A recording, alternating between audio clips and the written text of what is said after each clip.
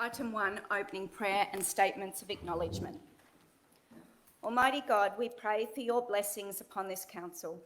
Help and prosper its works for the advancement and benefit of its people, so that peace and happiness, unity and justice may be established amongst us all. Amen. Manningham Council acknowledges the Wurundjeri Woiwurrung people as the traditional owners of the land and waterways now known as Manningham.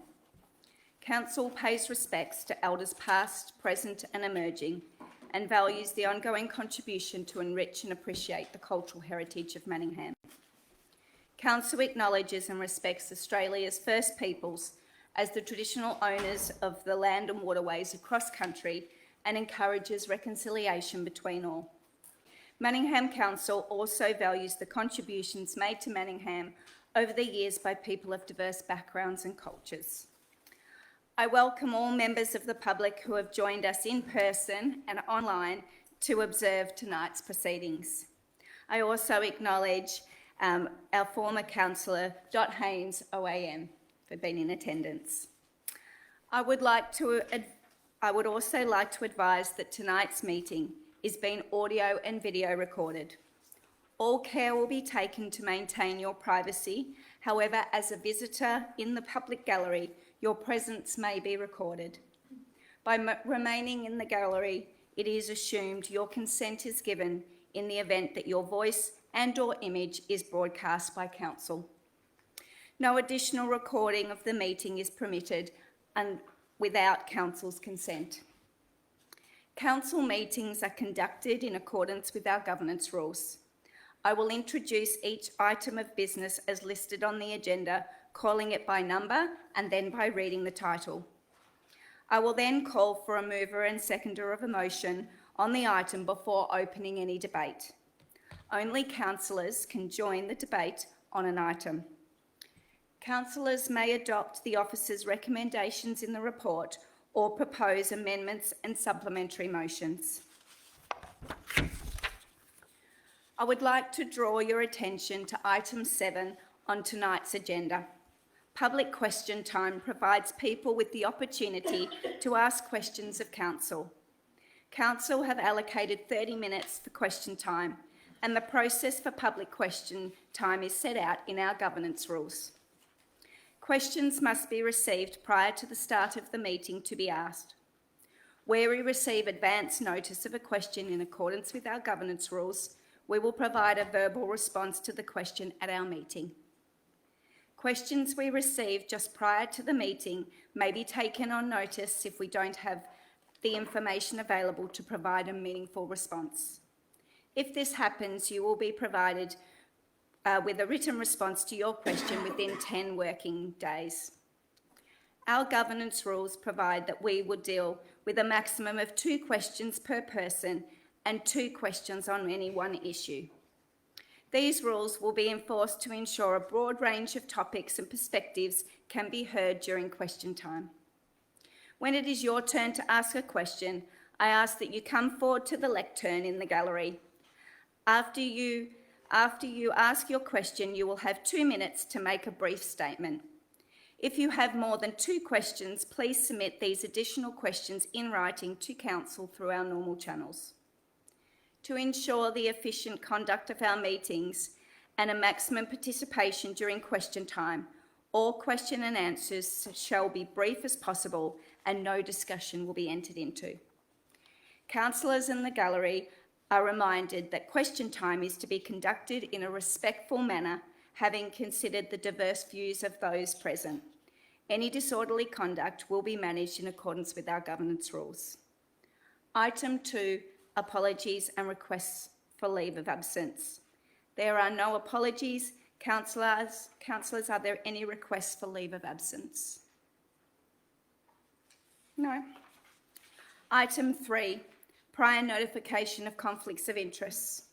Councillors, I have submitted a written disclosure of conflict of interest form to the CEO for item 11.3, the 2024 Manningham Community Fund Grant Program recommendations. My interest is a material conflict of interest as my children attend the school where one of the applicants is based. Would anyone else like to give a notice of conflict of interest? No. Item 4, confirmation of minutes. Do I have a mover? Thank you, Councillor Chen. Thank you, Mayor. I just ask that the confirmation of the minutes of the council meetings held on 23rd April 2024 be confirmed. Thank you. Do I have a seconder for the motion? Thank you, Councillor Conlon. Do I have anyone against the motion? Oh, sorry, Councillor Chen, would you like to speak to the motion? Councillor Conlon, would you like to speak to the motion? Do I have anyone against the motion? Do I have anybody for the motion? If there's no other speakers, I'll put that to a vote. All those in favour of the motion. And that's carried unanimously. Item 5, presentations. 5.1, Cricket Victoria Awards, Warrandyte Cricket Club. On behalf of my fellow councillors and the Manningham community, congratulations to the Warrandyte Cricket Club on recently winning the Cricket Victoria Award for Community Partnership of the Year. This is a great achievement and well deserved, and I am delighted that the club has been acknowledged for its significant services to the community. It is also a notable achievement to receive runner-up in the award for the Community Cricket Club of the Year. I am sure everybody at the club is extremely proud of this recognition. Once again, congratulations and best wishes for the future.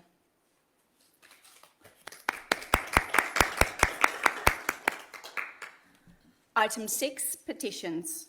Item 6.1, petition request for traffic to be slowed on Pine Hill Drive. Do I have a mover? Thank you, Councillor Conlon. Thank you. I'd like to move that the petition with 8 signatories requesting traffic to be slowed on Pine Hill Drive to make it safer to turn in Naville Row be received and referred through to the appropriate officer for consideration. Thank you, Councillor Conlon. Do I have a seconder for the motion? Thank you, Councillor Chen. Councillor Conlon, would you like to speak to the motion? I would just briefly. The Pine Hill Drive is a very wide street. I'm not sure how it got so wide, but some good planning, I guess, and I've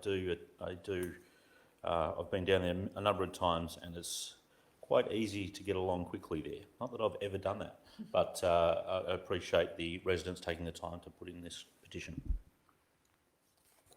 Councillor Chen, would you like to speak to the motion? Do I have any speakers against the motion? Do I have any other speakers for the motion? If there are no other speakers, I'll put that to a vote. All those in favour of the petition. Thank you. That's been carried, so that's been accepted. Item 6.2, petition, request for the installation of public toilets at Morris Williams Reserve. Do I have a mover? So moved, Madam Mayor. Thank you, Councillor Goff. I'd like to move that a petition, if we get back to that page. Sorry about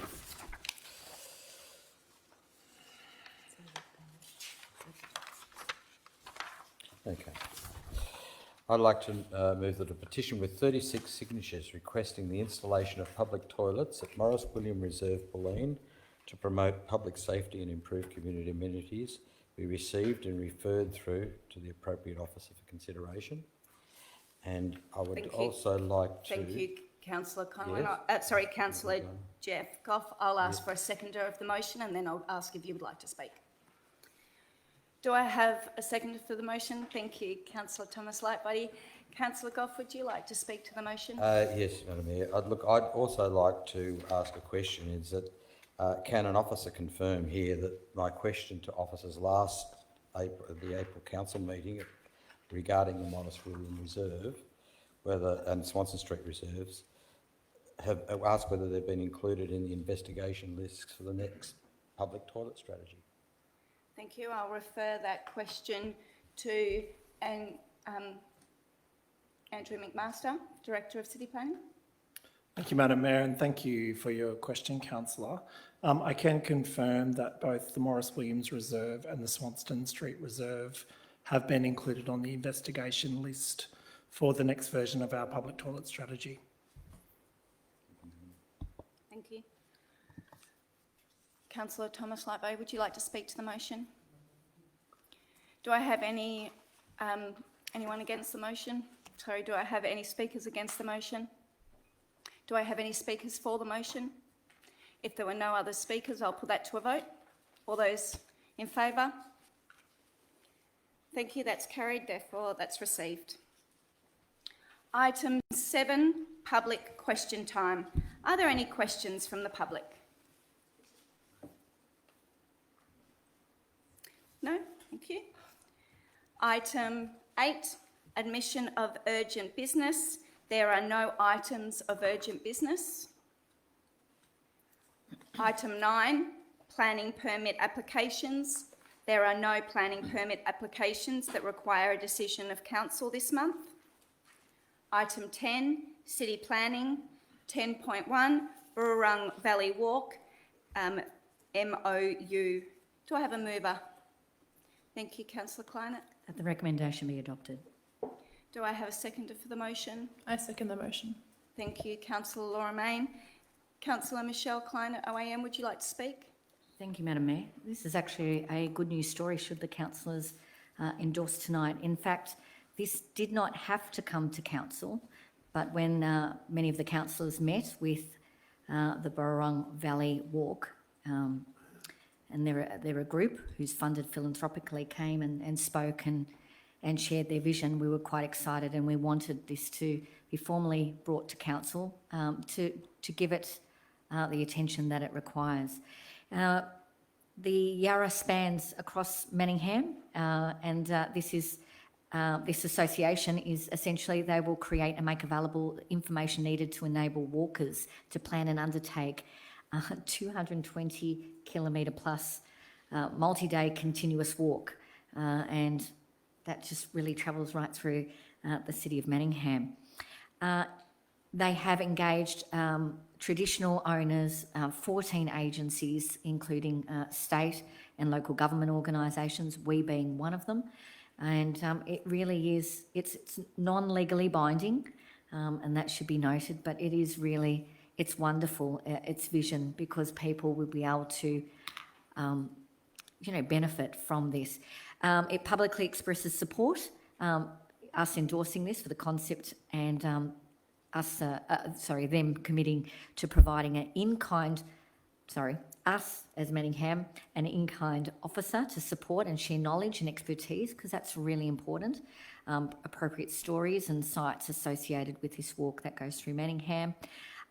It also aligns with the directions of the Yarra Strategic Plan, which is a massive plan that I believe in 2022 was formally endorsed at a huge celebration in the city. So this is really a great news story, and I'm really delighted that we can bring it to the attention of the public through this council meeting. So I do hope that it is supported as a good news story also. Thank you. Thank you, Councillor Kleinert. Councillor Laura Mayne, would you like to speak to the motion? Thank you, Mayor. Just that I think this is an amazing initiative, and it will really enable walkers to experience the varied characteristics of the Yarra River corridor, ultimately broadening their understanding of the traditional owners' cultural connection to the Burrung. Councillor Michelle Kleiner covered it pretty well, and also reiterating that we as a group decided to bring it to the council meeting because we wanted to further platform this great initiative as opposed to having it go through delegation. So I'm just really looking forward to using it on my walks in the future, so I can't wait. Thank you. Thank you. Are there any speakers against the motion? Are there any other speakers for the motion? If there's no other speakers, I'll put that to a vote. All those in favour? And that's been carried unanimously. Thank you. Item 11, Connected Communities. 11.1, Manningham Gambling Policy and Action Plan 2024. Do I have a mover for the motion? I move that the recommendation be adopted. Thank you, Councillor Laura Mayne. Do I have a seconder for the motion? Thank you, Councillor Stephen Mayne. Councillor Laura Main, would you like to speak to the motion? Yes, thank you, Mayor. I'm excited to be moving this great piece of policy for its final endorsement. The community might remember that the draft came to us back in February and has now been out for community consultation. Last time, when I moved the policy originally, I commended the team's extensive internal consultation, and now they've followed this up with some extensive community consultation. So the team went through Your Say, community newsletters, rec and leisure resources, libraries, neighbourhood houses, partner organisations, and even more avenues. The feedback received was positive, with only minor changes suggested to wording or suggested partners for some actions. So I'll give a brief overview, considering I already spoke about this in February, but the policy has a multifaceted approach that considers a social issue from multiple different angles. The 4 themes of the policy include education and capacity building, talking about how we can use evidence-based public messaging and increased awareness, with the focus on sporting clubs and community groups as an avenue for increased education. The second theme was programs and services, so that's providing safe alternate places and spaces, maybe a library, for example. The only place open in Manningham at 2 a.m. is a pokies venue, and increased opportunity for alternative recreation as well. The third theme was advocacy, so this is primarily how we work with our key bodies, for example, the Alliance for Gambling Reform, and our fourth theme was planning and regulation. So this is how council can remove gambling on council land, including gambling advertising and ultimately glorification. Sorry, Councillor Laura Main. Sorry, Councillors Deirdre Day Monte and Councillor Jeff Goff, would you mind not speaking when Councillor Main's speaking? Thank you. Sorry, Councillor Laura Main. Please continue. Thank you, Mayor. I'll just wrap up. I guess I'd just like to add that I'm ultimately looking forward to this policy targeting 2 key groups, and that's the young boys that are impacted by online gambling, which I see all the time in my social networks, and it's absolutely devastating, as well as the older women who are ultimately at risk of homelessness, and often the victims of domestic violence that really just have no other place to go than a gaming venue. So overall, as I already said earlier, I really just want to thank the officers for their great work with this policy, and I'm looking forward to seeing it go into fruition. Thank you. Councillor Stephen Main, would you like to speak to the motion? Thanks, Mayor. Just supplementing the mover said, I think it's an excellent policy. There's some very good data in the report, so you can see that the 60.4 million that our community loses at the various pokies venues in Manningham. As we know, it's 25 billion a year lost nationally, and pokies are still the majority of that at about 14 billion, with 60.4 coming from our community. Compare that to rates, which is only like a bit over 100 billion. So it's a huge amount of money and does cause a lot of devastating harm. In terms of what we can do, we've got, in terms of our planning policies, we've got strong policies in terms of discouraging any new venues from opening up, with a very strong planning-focused sort of social benefit analysis, as the law allows in Victoria, unlike in other states where councils aren't given planning powers over poker machine rollouts. Obviously, with our community grants, we're discouraging them to go to gambling-connected groups. We're taking a public health approach.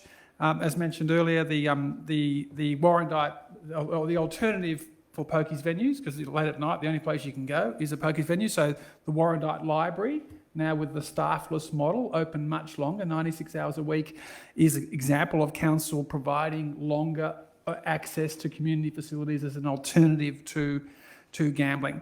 The policy also talks about working with the sporting clubs to discourage things like advertising of gambling on our sporting grounds, and working with education to discourage young men and all other participants from getting involved in gambling.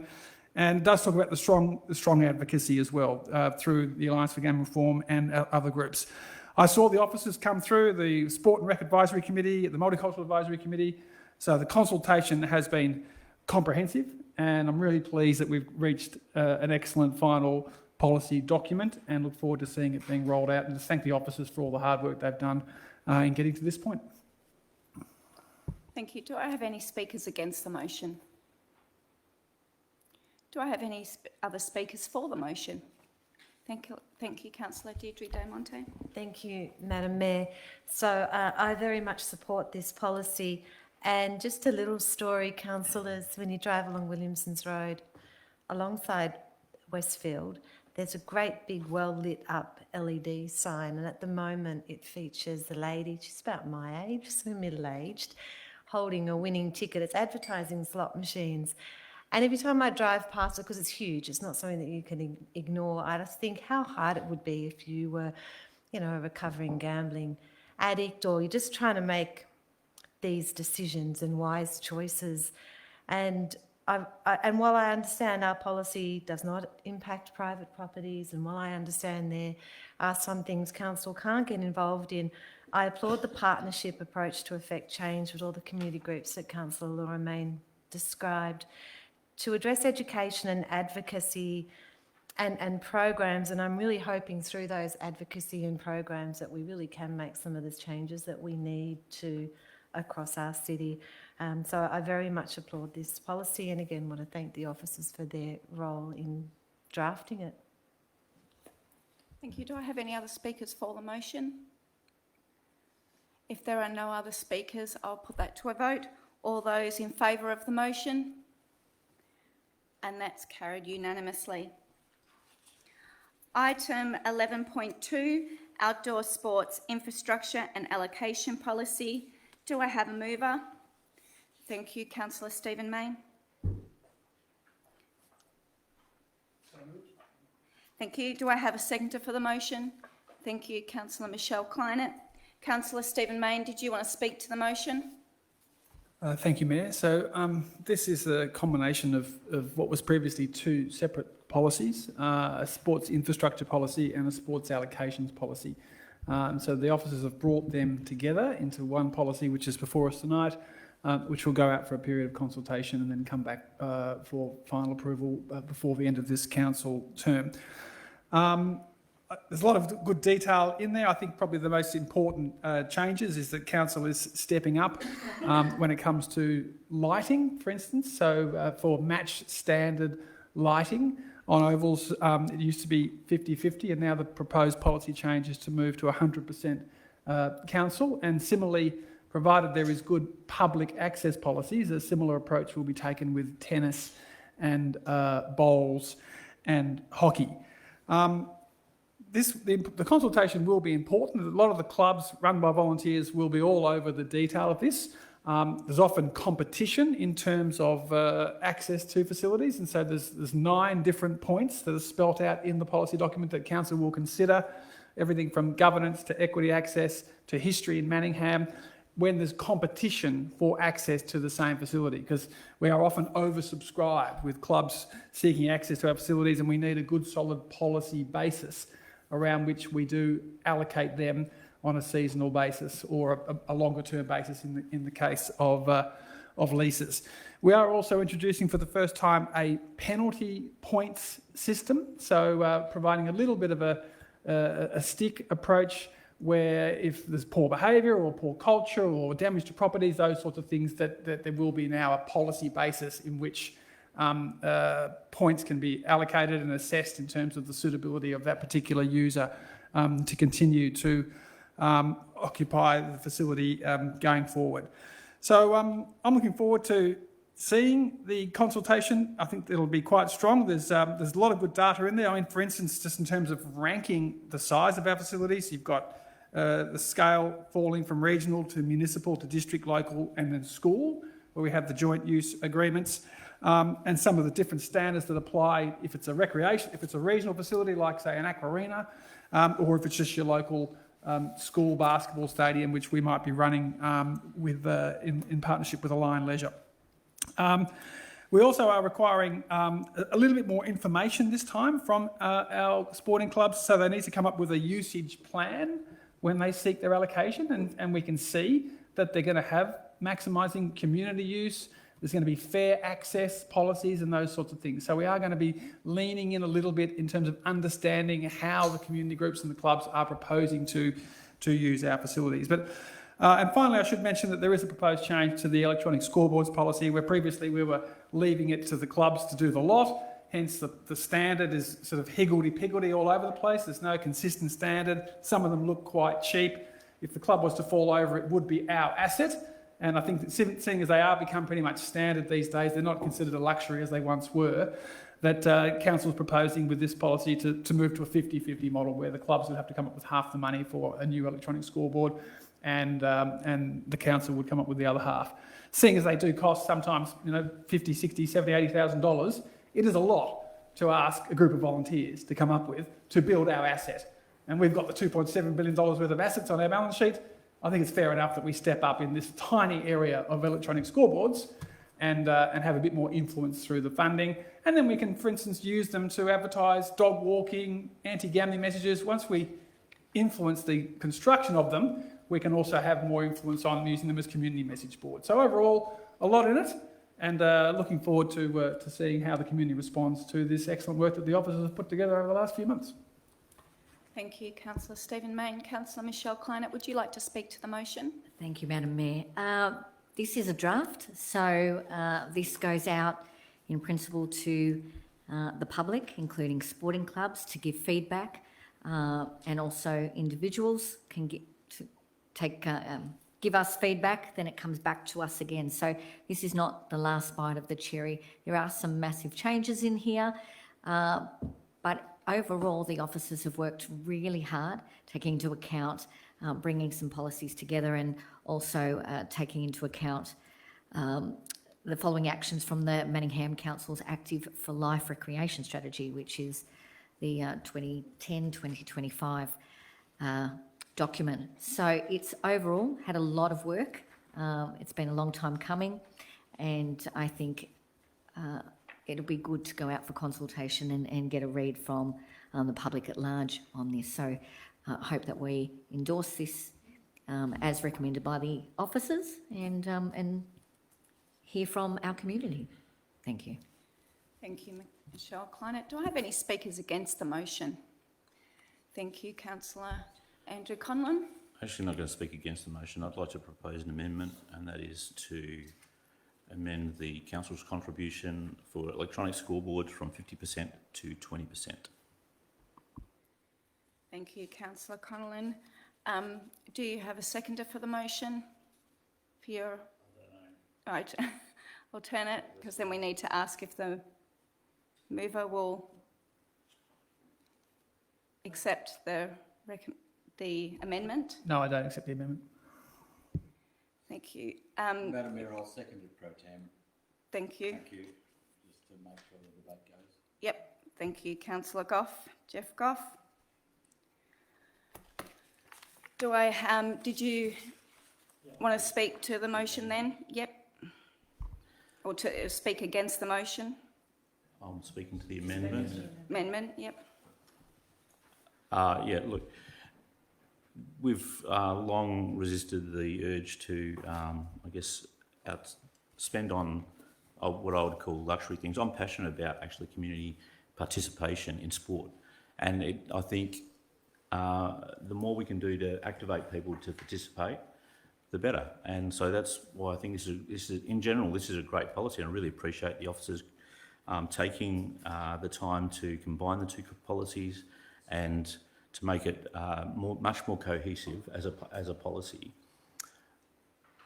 But as I said, in terms of participation, some of those things like the lights, the improved lighting, funding and specifications we're proposing are really positive in terms of community participation. But I fail to see how electronic scoreboards will improve participation. It hasn't been explained to me. I'm open to that conversation, but I can't see it. And to me, in terms of residents' concern of where our money is spent, I'm pretty sure most of my residents in my ward would prefer better street sweeping than scoreboards. So, and I appreciate that there might be an argument that it's it's a low amount of money, etc., but all these things add up, and we have to run this council, in my opinion, as if every dollar is our own, and we wouldn't be wasting this ourselves. The clubs are well and truly, if they want an electronic scoreboard, then they're empowered to do so, which is great. But just regarding the, as Councillor Mayne mentioned in his opening about the fact that we may have more say over the contents of the scoreboards, well, that's something I'm interested in, but I can't see any reference to that in the policy. So if there was part of that, if there was conditioned in the policy such that we have more say, then I'd be open to that. But that's just speculation at the moment. So I'd rather go out to consultation with the 20% funding, and then let's hear what those qualifications might be. Thank you. Thank you, Councillor Conlon. Councillor Jeff Goff? No. Thank you. Do I have any speakers for the, so that was for the alternate motion. So do I have any other speakers against the alternate motion? Yeah, the amendment. Councillor Stephen Mayne? So, councillors, I went down to Tedajani Reserve over the last couple of weekends, and they're all admiring their great new electronic scoreboard, $81,000, and I got a fair bit of stick. No thanks to you. You did nothing. You didn't put anything into it. We had to go to the North East Link to get a grant.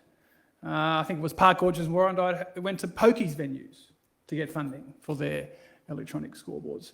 If we don't step up on an asset which is ours, then we're forcing someone else to fund it. And I'm just interested to hear, who are we saying to fund it? Are we saying go to the pokies clubs? Are we saying that volunteer committee members must put their hands in their own pocket to do it? I just think it's mean to make this sort of demand. We got rid of sort of co-funding on drainage and footpaths in 2018. We're a big council with 2.7 billion in assets, and I think we should be big enough to step up and do 50-50. It's not 100%, it's just 50-50. It's not a case of either or. We have the resources to do street sweeping and to provide better scoreboards, because at the moment they're all over the shop, the quality is mixed, there's no design standard, and in terms of whether it doesn't help with participation, there were 500 people at Domini on Saturday watching Doncaster versus Park Orchards, and if you didn't have an electronic scoreboard, you wouldn't know what the score was, the players wouldn't know how long the game was going to go for, the umpires wouldn't be able to follow. I mean, it's just standard. It's normal. And if we, with all of these things already in place, without council helping, it's not as if suddenly we're going to have to do 6 of them. They're mainly already done, with no help from us, for an asset that is ours. Because if the club falls over, it's our asset. So I just think we should be generous to volunteer-run clubs and put up what will be a tiny amount of money in the context of a $160 million annual budget. And we should support our professional officers who consulted widely, and they have recommended this change. The officers have recommended this change. So let's support the officers and vote against this proposed amendment. Thank you, Councillor Stephen Mayne. Do I have any other speakers for the motion, for the alternate? Yeah. Do I have any other speakers for the amendment? So it's the alternate motion? No, it's not. It's an amendment. Okay, so do I have any other speakers to the amendment? I'll speak to the amendment. So, Councillor Deirdre Day Monte? Yes, so I'm speaking against the amendment.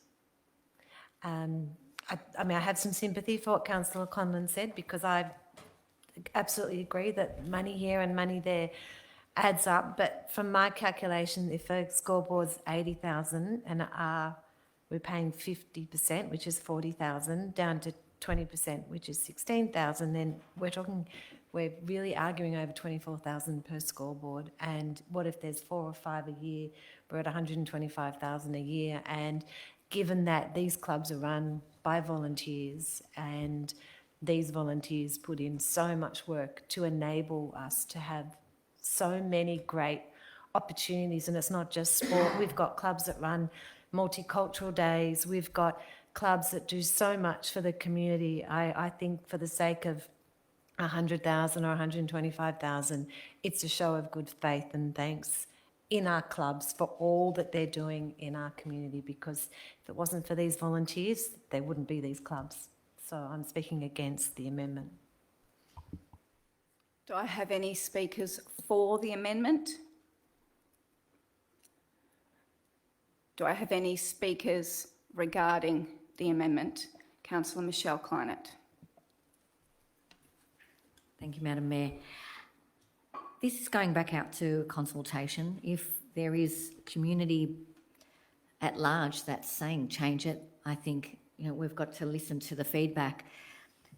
But in talking that it's a waste of money, I don't think, personally, I don't play sport, but I don't think it's a waste of money that we've got communities engaged and connected, being healthy and all of that. So I don't see having scoreboards, which realistically are a required piece of infrastructure to facilitate competitive sport. And in this day and age, exactly what Councillor Diamonte said, it's not hundreds and thousands of dollars. It also, the need and the type of the electronic scoreboard would vary, determined on the classification of the facility. So electronic scoreboards at regional, municipal, however, that word. Yes, that word. Or district level facilities would require the greater capabilities. So I don't think what we're talking about is, the big bells and whistles, Maserati scoreboards for every field, as an example. It would be subject to the size and the requirement of different sports and fields. But again, this goes back out for feedback, which we as a council always listen. We do take on any feedback when we go out for consultation. We take it into consideration. I don't think that changing the officer recommendation to this is a clean change that will make people come and look and engage with us and give feedback. So that's why I'm against this amendment. Thank you, Councillor Michelle Kleinert. Councillor Moyne, did you want to speak to the motion? Yes, I'd like to speak against the motion. Oh, Mayor. sorry, would you like to Yeah, speak to to the motion. amendment? Yeah. Yes. So I'm speaking against the amendment. So personally, I have played footy for over 10 years in Manningham. I've played at pretty much every facility in Manningham, and I really do believe that the tides have changed, and that a quality scoreboard is truly cornerstone to a club, proving that they are a quality club to be reckoned with. So from my experience, and this doesn't mean it's going to pop up at every oval in Manningham. Truly, it's just the primary oval for the club, just to prove that they're, a force to be reckoned with. So if a club is able to provide the funds for 50%, I think it's honestly a great idea that we're able to help out. And as Councillor Stephen Mayne already pointed out, I'm also concerned about the pressure that we are putting on sporting clubs to fundraise and how this is making sporting clubs rely on fundraising through alcohol sales and gambling advertisement. How are clubs that are, for example, very multicultural and aren't consumed in drinking culture supposed to fundraise if they aren't getting those alcohol sales? I know of pokies venues outside of municipality that sponsor the footy clubs in municipality, and what happens is that it's a condition they have to have all their events at the pokies venue, and they hook in 2 to 3 addicts and their lives over. So I guess I'm just concerned about the pressure that we're putting on our clubs, and I think it's a really great idea that we support them further to ultimately provide our community with better assets overall. So I support the officer recommendation. Thank you. Do I have any other speakers to the amendment? Thank you, Councillor Anna Chen. Thank you, Chair. And I have known some clubs have run social fundraising activities for many years to raise money to fund and upgrade the outdoor sporting facilities. And I also noticed that it has become more difficult to recruit volunteers and to raise funds for the sporting clubs because of the current economic environment and the cost of living pressure. And as a spectator, and recently I went to the Zerbis Reserve. The clubs raised the monies to have the electronic scoreboard only in April. And as a spectator, I just went there to have a look, and wow, I think that it really enhanced the people's experience when you go there to have a look. So I think that it doesn't really matter 20% or 50%, and I personally recommend, because it's only a draft, it will go out for public consultation. I personally would prefer as it is. But also, I also noticed one little thing about what happened to the clubs who recently upgrade their facilities in April? So they probably have some frustration, and I think that if it goes out and to endorse tonight and goes out for public consultation, and I would like the officers to take a proactive approach to work with the clubs who recently contributed, and just for a fair and equitable solution. But overall, from a personal view, and I really enjoy the experience and looking at the scores and get a very good experience of what it's about as a person who don't really play sports as my daily enjoyable life. So anyway, I support the officer's recommendation. Thank you, Councillor Anna Chen. Do I have any other speakers to the amendment? Councillor Thomas Lightbody. Thank you, Madam Mayor. I'd just like to speak against the amendment and for the original officer's recommendation. Clubs are, funded by fundraising, they're funded by grants, but they're also funded by young people and young families, and it's becoming harder for them to raise money due to the cost of living crisis. So I think anything we can do to reduce the need for clubs to fundraise, we're also reducing the pressure on those clubs as communities, the pressure on parents and the young adults to financially contribute to their club, which can often sometimes even present a barrier to participating in the club. So I think anything we can do to reduce that pressure on the community and reduce barriers to physical activity would be fantastic. Thank you. Thank you, Councillor Thomas Lightbody. Do I have any other speakers to the amendment? I actually have a question for the amendment. My question is about the maintenance and renewal costs. So I was wondering through you, the CEO, if I could have if there is an update on what the maintenance of electronic scoreboards, who that would fall on, and what the renewal cost, how will that be shared between community and council? Thank you. Director Lee Robson, are you able to answer my question? Thank you, Madam Mayor. At this stage, we believe that the maintenance cost will sit with the club under the terms of their lease. I can't give you an exact figure of what the maintenance is involved in that. I would imagine the active life of a scoreboard electronic scoreboard is between 10 to 15 years.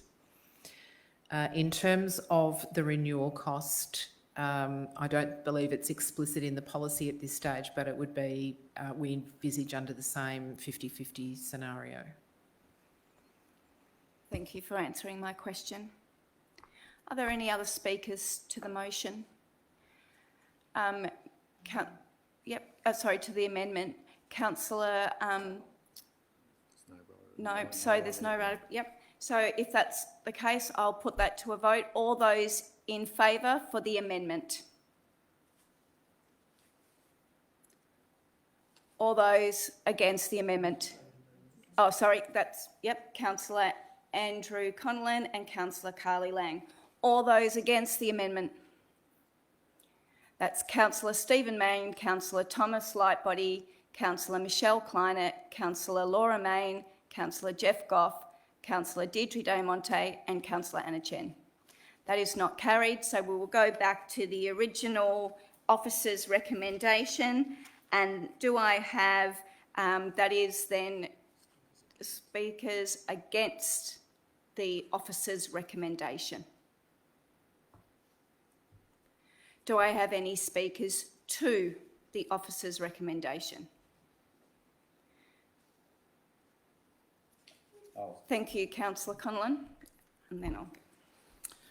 Thank you. Yes, as I said before, it is a great policy overall, and I really, as we've worked on with a number of councillors on the Recreation and Sports Advisory Committee, there's a lot of people in this community that are passionate about sports, about activating sports areas, and are really looking forward to this policy going out to public consultation. And I'm happy to not be correct about where the money should be spent. I think one of the really good things about this policy is going to be extra lighting that we're going to get around our sports ground that will be available to the public, hopefully. So I'm looking forward to more people being able to use those spaces, not just for sports training, but for other purposes. So, and I do look forward to the club's feedbacks, and as well as the general public's feedback, to see if we have got this right. I do think it's a lot fairer than the previous policies that we've had. It's a lot more easier to understand, and as we've heard, these are volunteer committees trying to navigate their way through this. So I do appreciate the officers taking the time to make a policy that is more all-encompassing than we had previously. And I can't stress enough the good work that the officers did in preparing this, and the way they've approached it, the way they've consulted, and so thank you. That's nice. Thank you, Councillor Connellan. Do I have any other speakers to the original officer's recommendation? Thank you, Councillor Jeffcoff.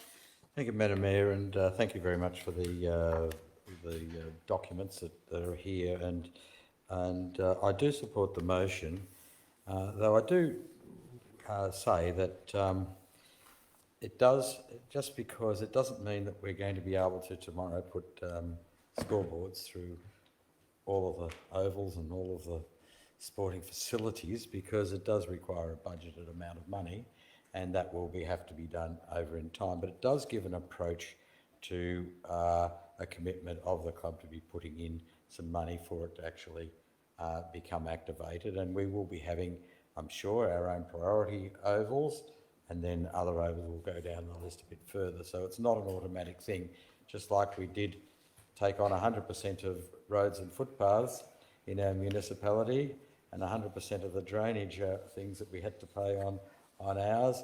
And not that we got the drainage done straight away either. In fact, we're waiting years for that still. And also with the footpaths and things like that, it just makes, in some cases, a bit of a slower outlook, because we do have budgeted items for a whole lot of other things at council that we need to spend our money on. But I'm happy that we've got the sporting infrastructure outlined here as a way forward for us. Do I have any other speakers to the motion?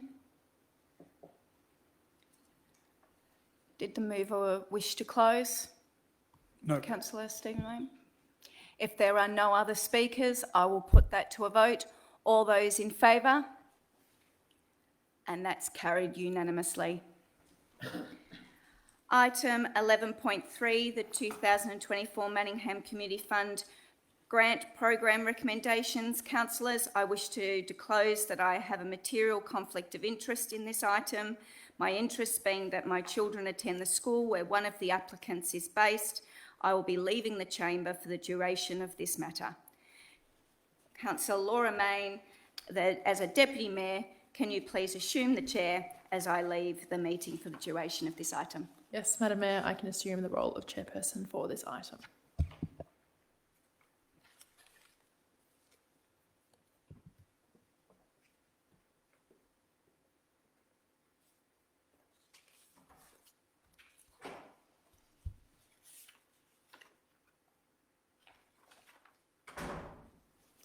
Do I have a mover to the motion?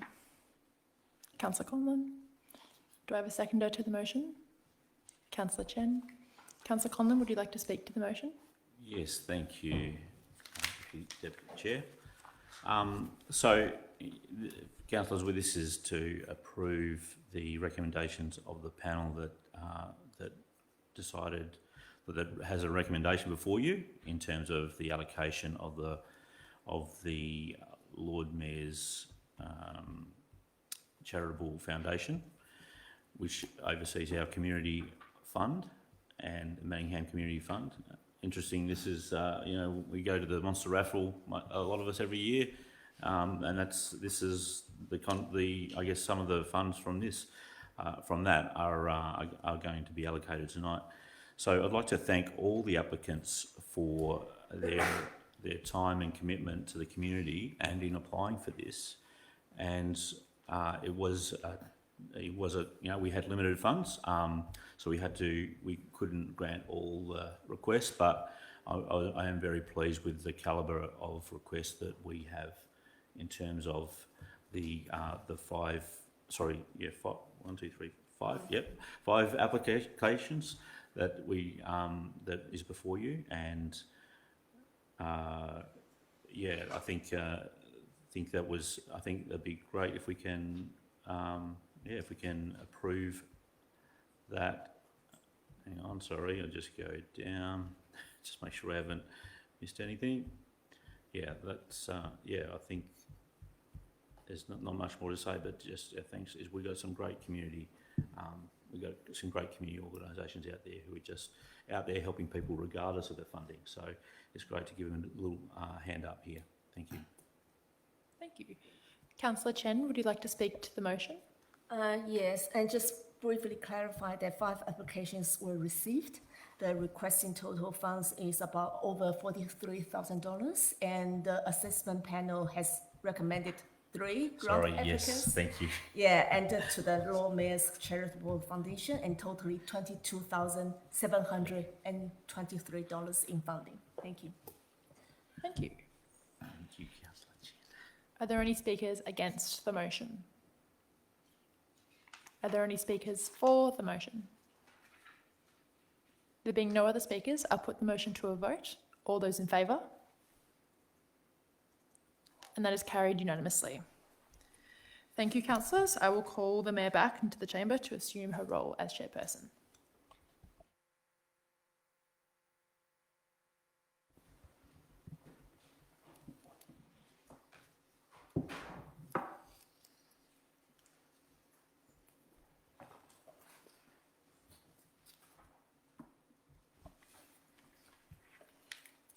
Thank you, Deputy Mayor. Item 12, City Services. 12.1, the Pines Update. Do I have a mover? Thank you, Councillor Michelle Kleinert. That the recommendation be adopted. Do I have a seconder for the motion? I'll second the motion. Councillor Michelle Kleinert, OAM, would you like to speak? Thank you, Madam Mayor. This is the council officers have been working with Haben Property Fund Investor. They're the owner of the Pines Shopping Centre. So this is officers seeking to enter a MOU with Haben, and this basically outlines some of the objectives and goals. In essence, the Pines Shopping Centre sits in East Doncaster. It is for many locals, they're local. And council, consequently, has some land holdings right next door to it. If you know Manningham and you go to the Pines, you know that there's a few places there right next to it. This is about coming together. It's a unique landscape where you have a shopping centre and you have a facility where lots of people go and utilise council community services. And this is the beginning of commencing some discussions. This is to commence precinct planning of the site, where Haben will investigate significant work, traffic work to the car park, so will help improve anything. Just having a greater vision. No resident, I believe, wants Pines to become an old, derelict, unloved place.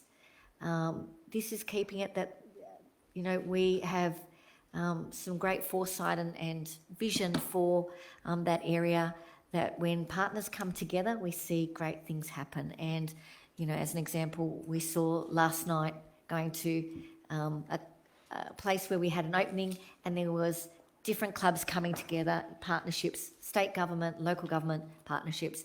This is an MOU with a partnership between council and Shopping Centre The Pines. I think it's quite exciting to have this interest, and where it will land and how it will be. This is all about benefiting the residents of Manningham into the future. Thank you, Michelle Kleinert. You stole what I was going to say, and that was about the fact that I'm very proud that this is a partnership, and that with a partnership, great things can occur. But I'd also like to compliment the officers in the work that they're going to do with a master plan for the precinct. We know that it is really beneficial to have an overview and a future plan for our precincts so that they are livable, vibrant and successful. And so I really commend both Haven and Manningham Council for working towards a shared vision together that benefits our community. So I would encourage fellow councillors to support this motion. Do I have any other speakers? Do I have any speakers against the motion? Do I have any other speakers for the motion? Do I have any speakers to the motion? If there are no other speakers, then I will put that to a vote. All those in favour? And that's carried unanimously.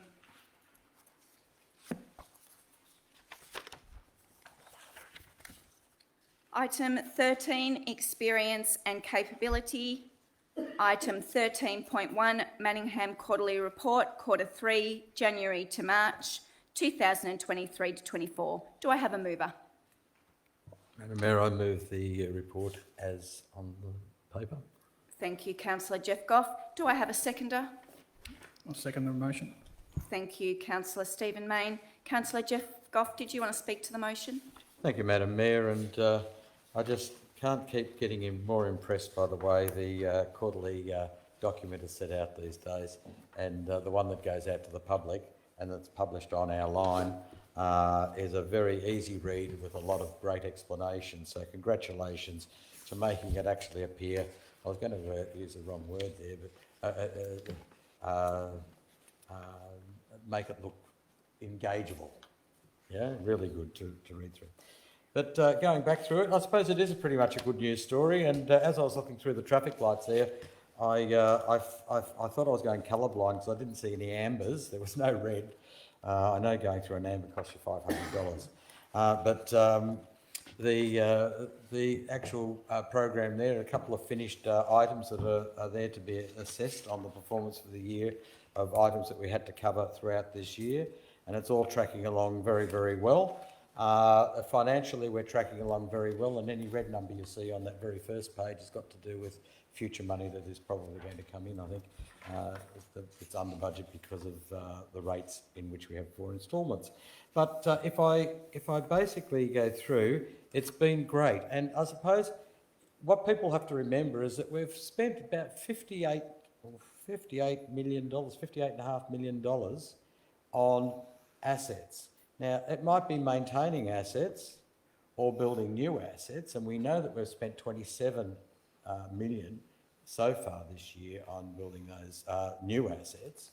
They're substantial amounts of money, and we're about 57, I think it was, not quite the 60 that we set our mark for at the end of March. But in the climate that we're in at the moment, it's a very good effort to get to that stage, and not one of them are putting up the amber light, so I'm going to be waiting very closely for the next month, the next three or four, the next 2 months actually, to see what the next one is going to be saying, because we're told that there are no ambers, so they're all going to be blue by that particular stage.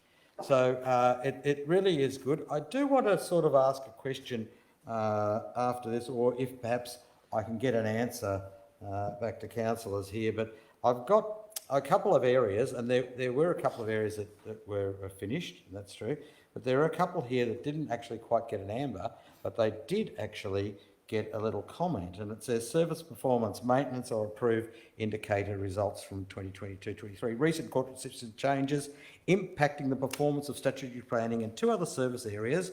We are actively investigating the matter with a vendor. Now, I assume it probably would be something around software and computers, but I just want if we can get a bit of a clarification, not necessarily in this report here, which is the public report, but back to councillors, to the exact variations, and keep monitored on what we are doing about it and how long these issues will be going for into the future with the performance and the maintenance of our corporate systems. I can only assume that we're talking software. anyway. Thank you, Councillor Goff. I'll actually refer your question to the CEO. Thank you, Councillor. Yes, you're spot on. It is an issue in terms of upgrading the technology associated with a whole range of things from a property and rating perspective, and I can guarantee you we are actively monitoring that and pursuing resolution. We are getting good traction from the vendor, and we will keep councillors updated.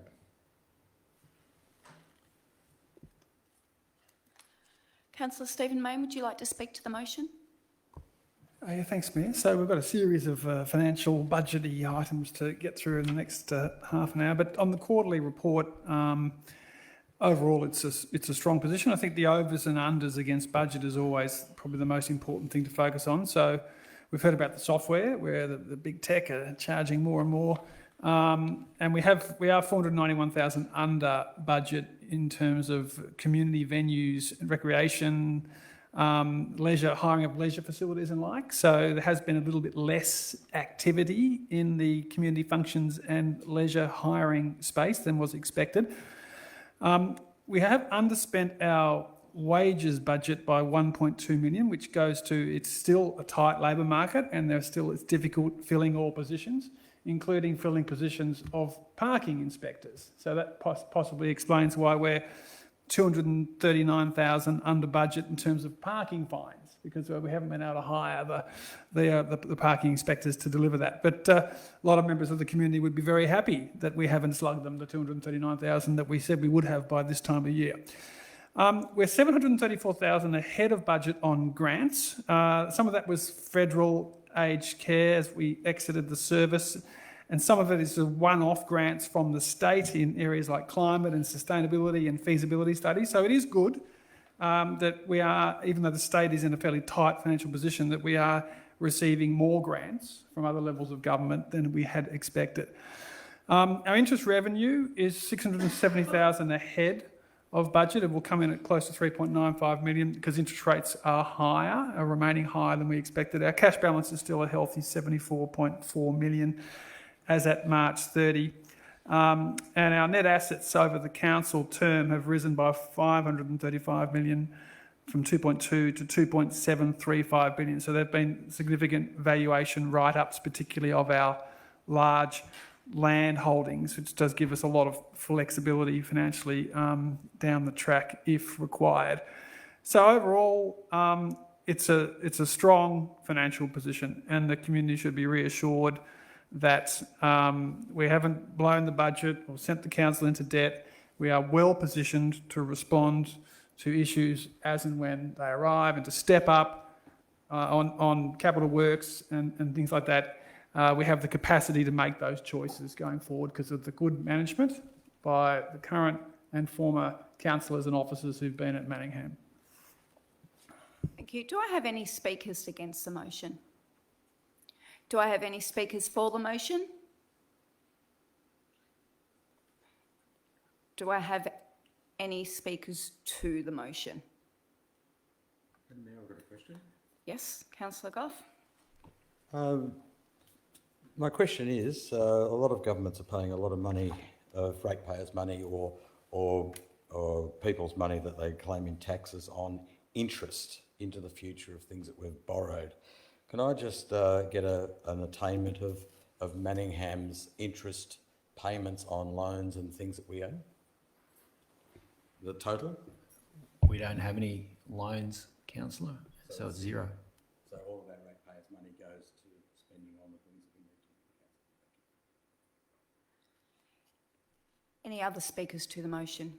If there are no other speakers, I will put that to a vote. All those in favour? And that is carried unanimously. Item 14, Chief Executive Officer. Item 14.1, the proposed 10-year financial plan 2024 to 25 and to 2033 to 34. And we have an alternative motion. Do I have a mover? Mayor, I move that we approve in principle the proposed 10-year financial plan 24-25 to 2033-34 with the following amendment.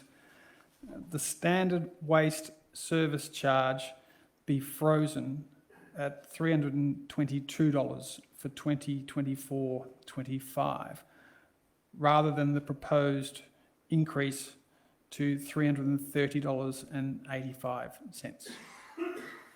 Do I have a seconder for the motion? Thank you, Councillor Deirdre Diamonte. Councillor Stephen Mayne, did you want to speak to the alternate motion? Thanks, Mayor. So look, just briefly, it's a modest tweak. We were looking at a 2.75% increase in the waste charge, but instead the proposal is to freeze it at the current level of $322. A number of reasons. We're in a good financial position, and it's also a cost of living measure in that the community is facing rising costs everywhere. The state government has just jacked up the fire services levy significantly, which will hit them in their rate bills. So if council can freeze the waste charge for a year, I just think it will help the community.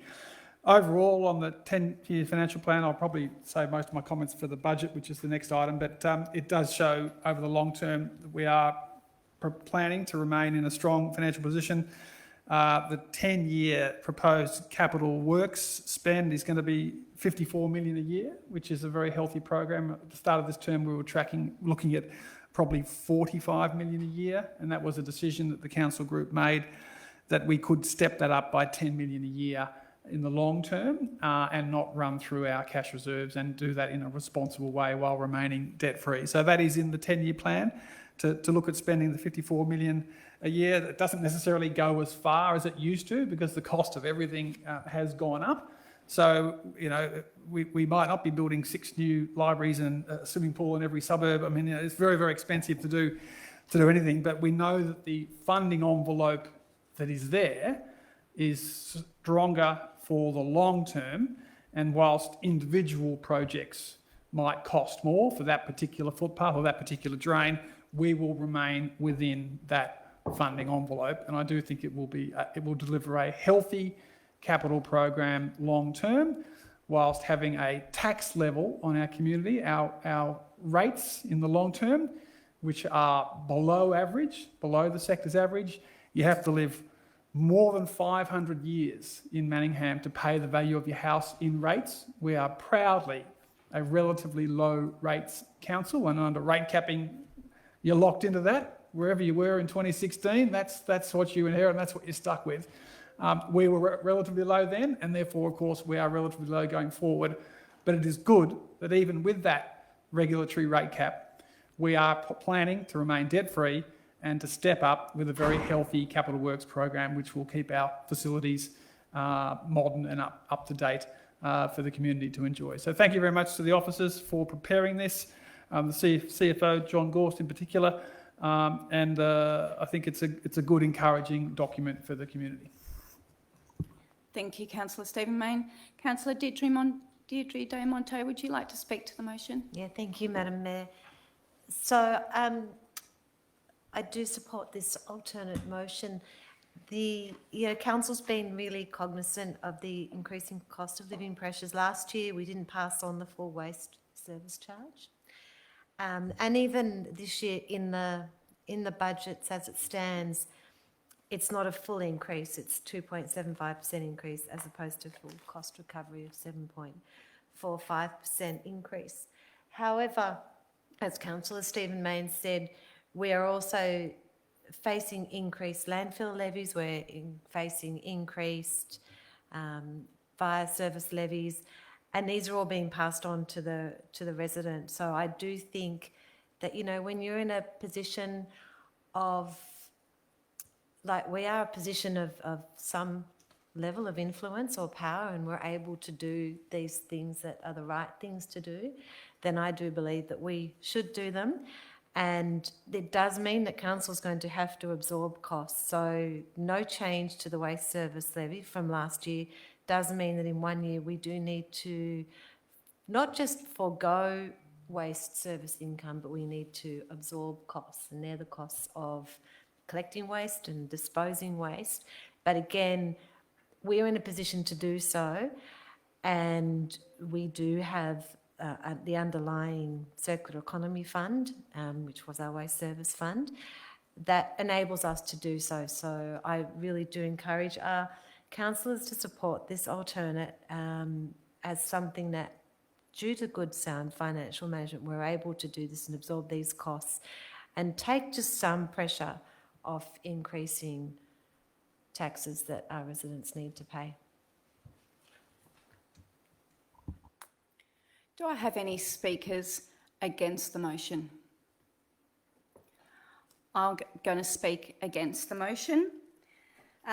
Councillors, I am very well aware that there are cost of living pressures, and as a resident myself, you feel those in every way, shape and form.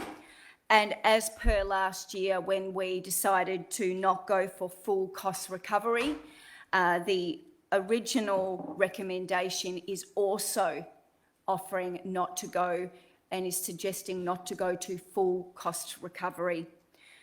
Full cost recovery would then mean that we are not in a financial position in the long term and not in any deficit. However, our residents are feeling the pressure.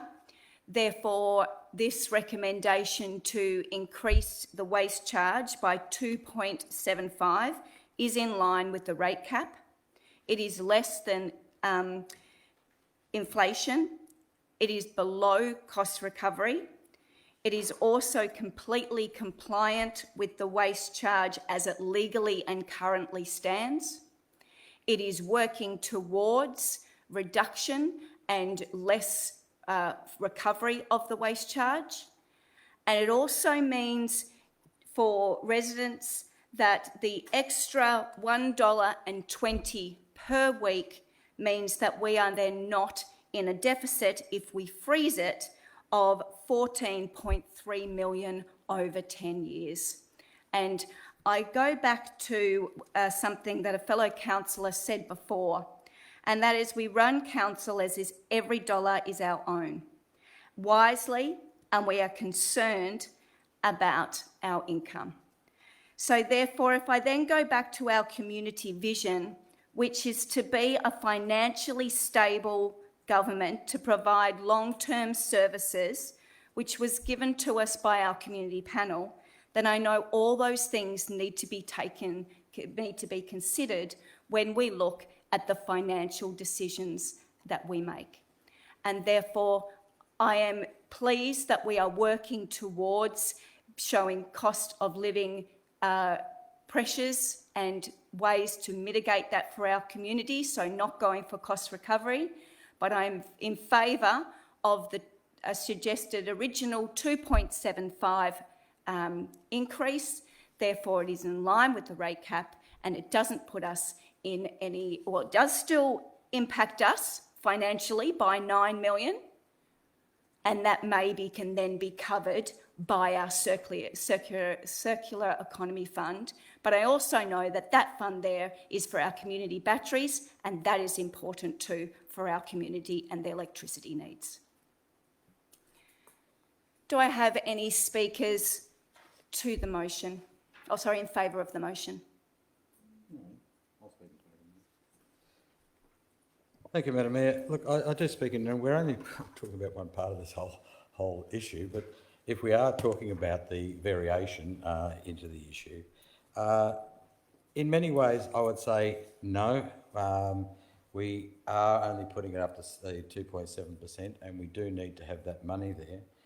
But, you know, when we're raising money, and if we're fully honourable, we have it under a waste levy, and that money needs to be spent on waste. Not on other things. It needs to be spent on waste. And basically, if it's done under that guise, we, I believe, are in quite surplus on our needs in that over the last couple of years, even though we have gone underneath the general increases that have occurred over those times. So in this regard, I believe that on this particular occasion at this time, we are in a situation where that particular money can be used to fund what is here. What people don't realise is that there are price rises coming because the government have just put up a landfill levy for this year, coming year, another 26%. 26% higher for just to get it into landfill, 1 per tonne of any landfill. That is a considerable amount. And as was said before, the other things are going to be laid on people. I know that people that own properties around the area that own more than one have got land tax bills that have also got a $500+ debt levy that the state government have given to every Victorian, but it's only being paid for by people that are in have commercial properties or people that do rent out houses to other people and then wonder why rents are going up. So basically, governments are not here to scrape a community to poverty. They are here to help. We helped our community during the COVID times. We're in those times now, I believe, and we should help them now. Thank you. Do I have any other speakers to the motion? Thank you, Councillor Michelle Kleinert. Thank you, Madam Mayor. As you can tell, this is not an easy one for councillors who've gone back and forth, spending a lot of time in making the best decisions that we can. I think the middle ground, as Councillor Goff said, this is tough times, very tough times. I have no problem with supporting the motion, but I want the community to be reminded that where we're assisting today, it will bite down the track for other councils to deal with.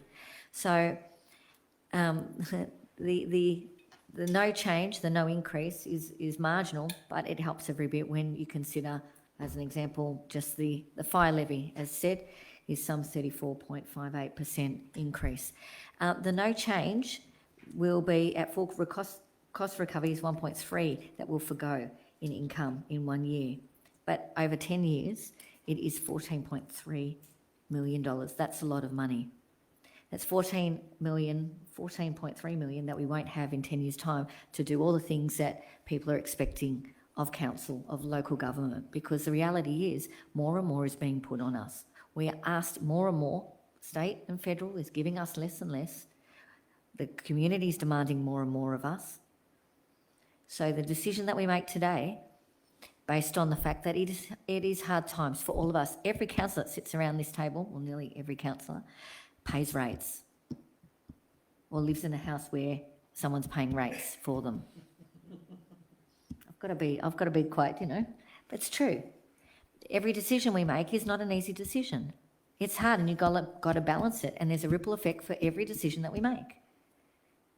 And if we sit here today and we go the zero increase, which, yes, it does ease it today, but the public needs to understand and be with us on the journey to understand in 10 years' time, when your circumstances are different, all our circumstances will be different in a decade. When you can't pay for things because we don't have that extra, because a bit here, as one council will say, we've got so much money in the bank now, but if we spend it all today, we've got nothing tomorrow. And this is one thing that I'm proud about this council, is we are financially sustainable, we are financially responsible, and we do always, by principle, live within our means. This is a tough one. I'm willing to accept it, listening to the argument, and I was open to go either way. The 2.75 sat very, very well with me. But I understand it's the little bit that shows to the community that we do care. We're trying everything that we can, but we do need to remind them that has a ripple effect down the track, and we need to remind them of that also. Thank you. Are there any other speakers to the motion? Councillor Andrew Conlon. Thank you, Mayor. This is a tough call. Financial sustainability is a hallmark of this council and the previous council, and I think it's vital that we understand financial sustainability. As we've heard, freezing the waste charge will have a a deteriorous effect on the future of in terms of the budget. So it's a tough call in terms of that, because I can see that with $14 million in over 10 years, we could do a lot more, something or another. But I also see an opportunity to actually, point the finger back at us as an organisation and say, well, we can reduce services or we can try and be more efficient with what we deliver. We can be more clear about our advocacy and I guess helping the public understand that a lot of the stuff we have, and Michelle, Councillor Connor and I are on the library board, and the latest increase in library funding does not come anywhere near, it's frozen, wasn't it? It's zero increase. And I think it has been for a number of years, and it's likely to keep on going like that. We are going to have to keep finding more and more money. So we're going to have really, the next council and the ones after that, if we approve this, are going to have to be very focused on achieving efficiencies, I think, rather than reducing services, improving the quality of our services if we can. It's sort of like this ideal world. Maybe it is a magic pudding, but I don't think it is. And we're effectively, if we pass zero increase, we're putting a lot of pressure on the CEO and the organisation to come up with those efficiencies in some way or another. So I stand behind financial sustainability, and I'll decide when I hear everyone else how I'll vote. But I do believe we can achieve those efficiencies in the long term. Thank you. Do I have any other speakers to the motion? Councillor Deirdre Desmontagne. Can I ask a question, please, Madam Mayor? Yes. And it's probably directed to the CEO. I'm just curious the basis for the 10-year cumulative estimate, and how accurate is that as an estimate? What was provided by our CFO today? Yeah, the basis of it. Yes, the that's right. calculations. Oh, the basis of the original calculation. Yeah, what goes into the calculations is that based on this being held constant over that? Like, I'm just trying to understand the basis for getting to that 2.5 10. It's every year. That's right. Oh, okay. Yep.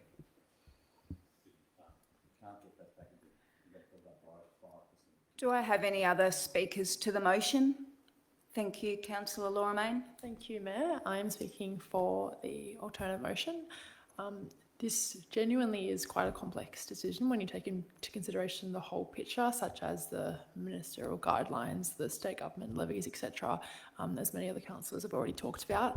But ultimately, after listening to all arguments that have been presented today, my mind does come back to the cost of living crisis that we are currently in.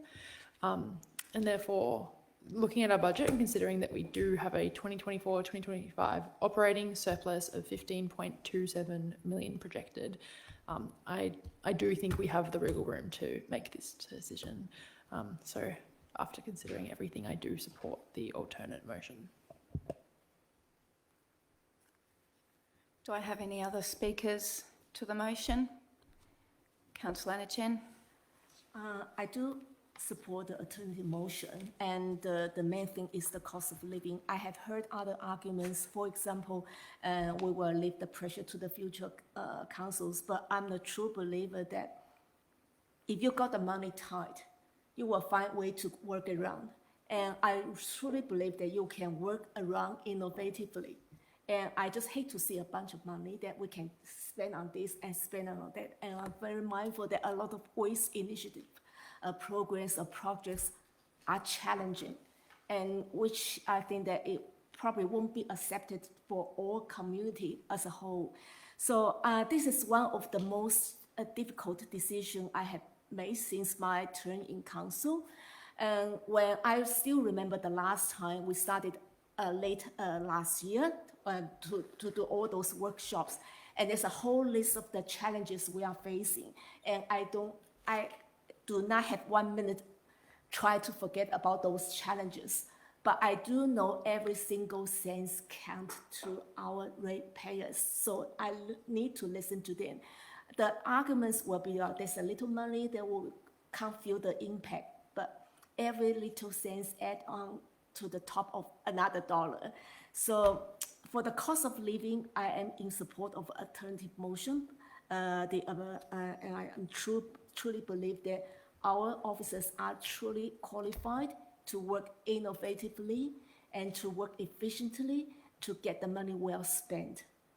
So that is why that is the reason I supported the alternative. Thank you. Are there any other speakers to the motion? If there are no other speakers, if you would, Councillor Stephen Mayne, if you'd like to close. Yes, Mayor. I'm going to close. I'm hoping to persuade you to vote in favour of the 10-year financial plan, and just to provide a little bit of context that we have put the waste charge up by 22% so far this term. So I struggle to understand the argument that you would vote against our entire 10-year plan because you wanted the waste charge to go up by 24.75%, not 22%. And just to put this in context, we've been hearing some very large numbers about the cumulative effect of not putting the waste charge up by $8, which is a tiny amendment. This is a 1-year decision. It's not a 10-year decision. The 9 people sitting around this table next year can make another independent decision. This is not like the rates, which are capped. We chose to put it up by 13.5% in year 1. We chose to do that. So we have the full flexibility. So this idea that a little $8 freeze, or not putting up $8 is going to cost millions of dollars, is not correct. And another statistic, just to put in the context of the cumulative power of facts, in that same budget where we put the waste charge up by 13.5%, we forecast our interest revenue over the next 4 years would be 2.16 million. It's going to be 3.95 million this year alone. We have been swimming in cash, more than 8 million of interest earnings on our cash than we were expecting to receive when we did the first budget and jacked up the waste charge by 13.5%. We have the financial capacity with a lot of cash and strength and a strong balance sheet, up by 550 million over the first 3 years of this term, enormous land holdings. We're budgeting to get 11 million from the North East Link next year, this coming year. It's in the budget papers in the next item. We don't need to vote against the financial plan just over a tiny amount of money when we're in such a strong position and we've got a record of jacking up the waste charge, arguably more than we should have when we have $8.1 million sitting in the waste reserve, which arguably should have been run down previously, rather than jacking up the waste charge as much as we historically have done. So let's freeze it and let's all support the 10-year financial plan. Thank you, Councillor Stephen Mayne. I'll put that to a vote. All those in favour? That's Councillor Stephen Mayne, Councillor Thomas Lightbody, Councillor Michelle Kleinert, Councillor Laura Mayne, Councillor Jeff Goff, Councillor Deirdre Diamonte, Councillor Andrew Conlon and Councillor Anna Chen. All those against? That's Councillor Carly Lang, and that's carried. Item 14.2, the proposed 2024-25 budget.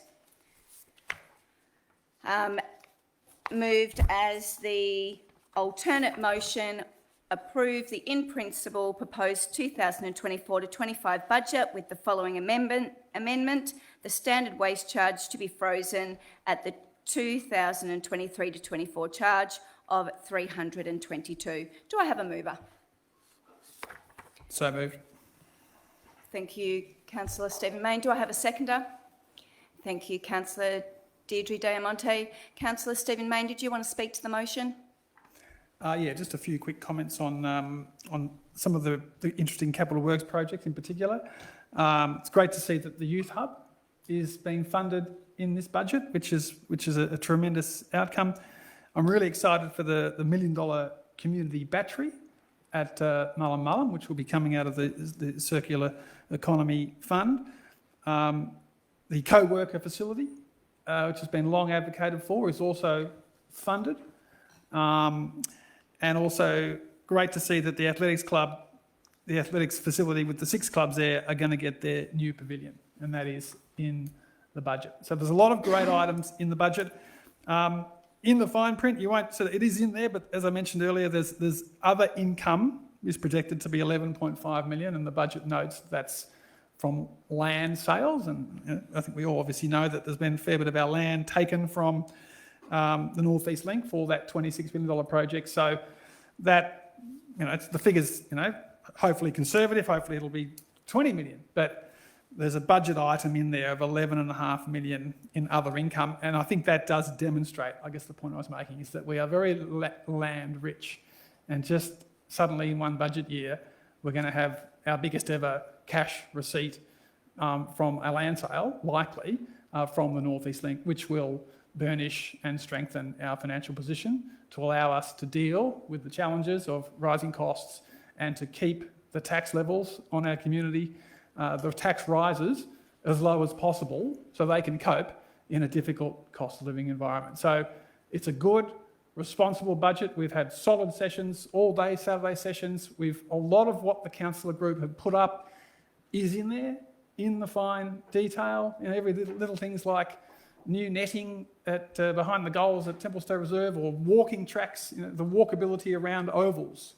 There's so many good little projects in there that we're not doing the great big look at us project, the $50 million library. We are just doing dozens and dozens of good new footpaths and drainage and sporting improvements projects, plus some great new initiatives, as I mentioned, the Battery Youth Hub and the co-worker facility. So it is a great budget, and I think we should be celebrating this magnificent budget and celebrating our financial strength to be able to deliver such a responsible and sensible budget. Councillor Deirdre Diamonte, did you want to speak to the motion? Thank you, Madam Mayor. I'll just be very quick. I fully support what Councillor Stephen May said. It's a great budget. It's a very fair budget with many projects. One of the aspects of the budget I love is the extension of the school holiday program, subsidy program. I think that's wonderful. And it was wonderful to see how well utilised it is. And it's so important for parents and carers to be able to work and make sure that their children are being really well engaged during school holidays. So I think it's a wonderful program.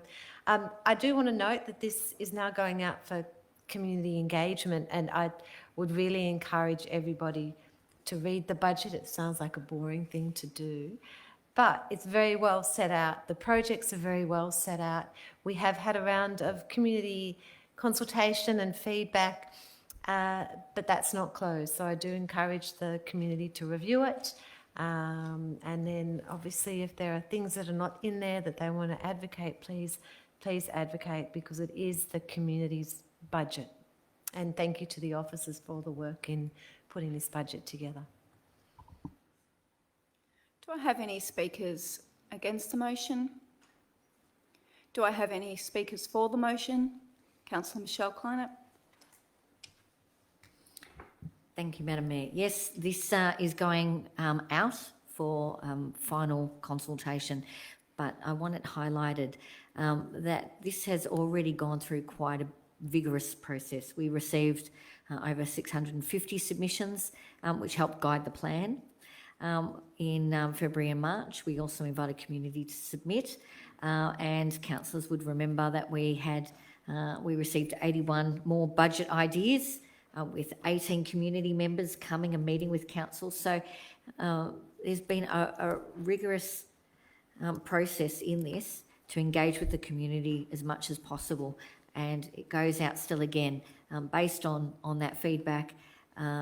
This is the last bite of the cherry for community, like it is every year, and it's a good process. I think the officers have done fabulous work and should be commended for what they've put in place to allow record number 650 submissions.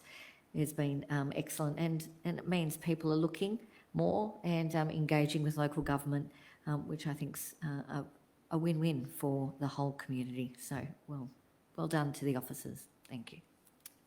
Any other speakers to the motion? Councillor Thomas Lightbody. Thanks, Madam Mayor. I'd just echo what everyone else says. I think this is a really important point in time. If you want to have a look at the budget, see what's happening around in your local community, provide your feedback. This is really the last opportunity before we approve it in the future.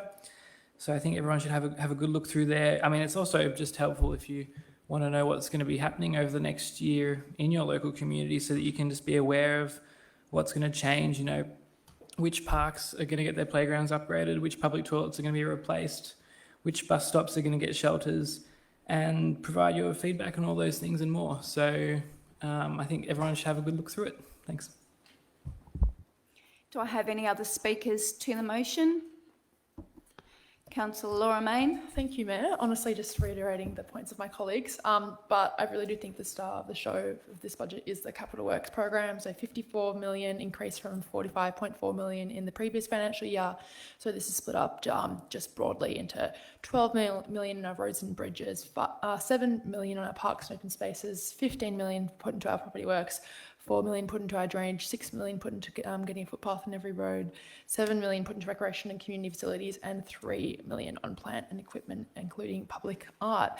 And I am really proud of the way this council has tried to get many capital works projects out. It's not just having that big star facility, but lots of little things just to make sure that everyone in the community is getting quality facilities. So yeah, please have your input, because we want this to be a community-led budget. So it's your last opportunity. So have a read. Any other speakers to the motion? I just wanted to speak and just say I am really proud of how this budget has been addressed and how we've approached it. And thank you to Councillor Stephen Mayne for suggesting how we go about this budget, where we went out to the community to gauge their priority areas first regarding what they would like to see a budget priority spent on in terms of areas. And then once we got those budget priority areas, then went back out to community and asked for a budget idea pitch. And the Deputy Mayor and I were only at Templestowe College the other day going and seeing their Sustainability Expo, where they were also pitched a question about what's your big idea to be sustainable tomorrow? And they had to come up with a project that matched how they could be, reduce their carbon emissions, and how they could contribute to being sustainable to the future just in one day, and then apply that to the rest of their lives. And that's very similar what we've done here, where we've gone out, got the priority areas, then asked for the budget pitch. So what is the pitch idea that you, around those priority areas, you'd like to see incorporated into the budget? And then that has been done, been incorporated into the budget in all the many services, over 100 services that local government provide for our community, as well as many services that we support the state with as well. And we've also then had the budget come through many interactive and rigorous planning sessions with ourselves as councillors. So this is a draft budget that we probably know very well, but it's also one that we could say has got a community flair to it as well. And therefore, I really encourage the community to have a look through the budget, see their flair, and also to engage in this consultation process before it comes back to council for endorsement. Are there any other speakers to the motion? If there's no other speakers, did the mover wish to close? No. No. Therefore, I'll put that to a vote. All those in favour? And that's carried unanimously.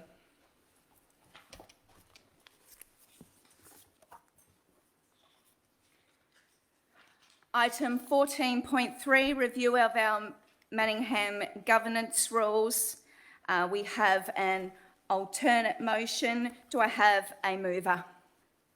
Councillor Deirdre Diamonte.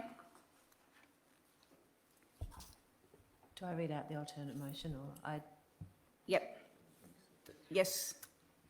So I move an alternate motion that council endorse the draft governance rules shown at attachment 1 for public consultation from 3rd of June 2024 to 21st June 2024 inclusive, subject to the following amendments at point 1, clause 56.9, removal of proposed edits to 56.9a, and deleting clause 56.9b, disallowing the public questioner to ask their questions and instead requiring the chair or CEO to read out the question as submitted.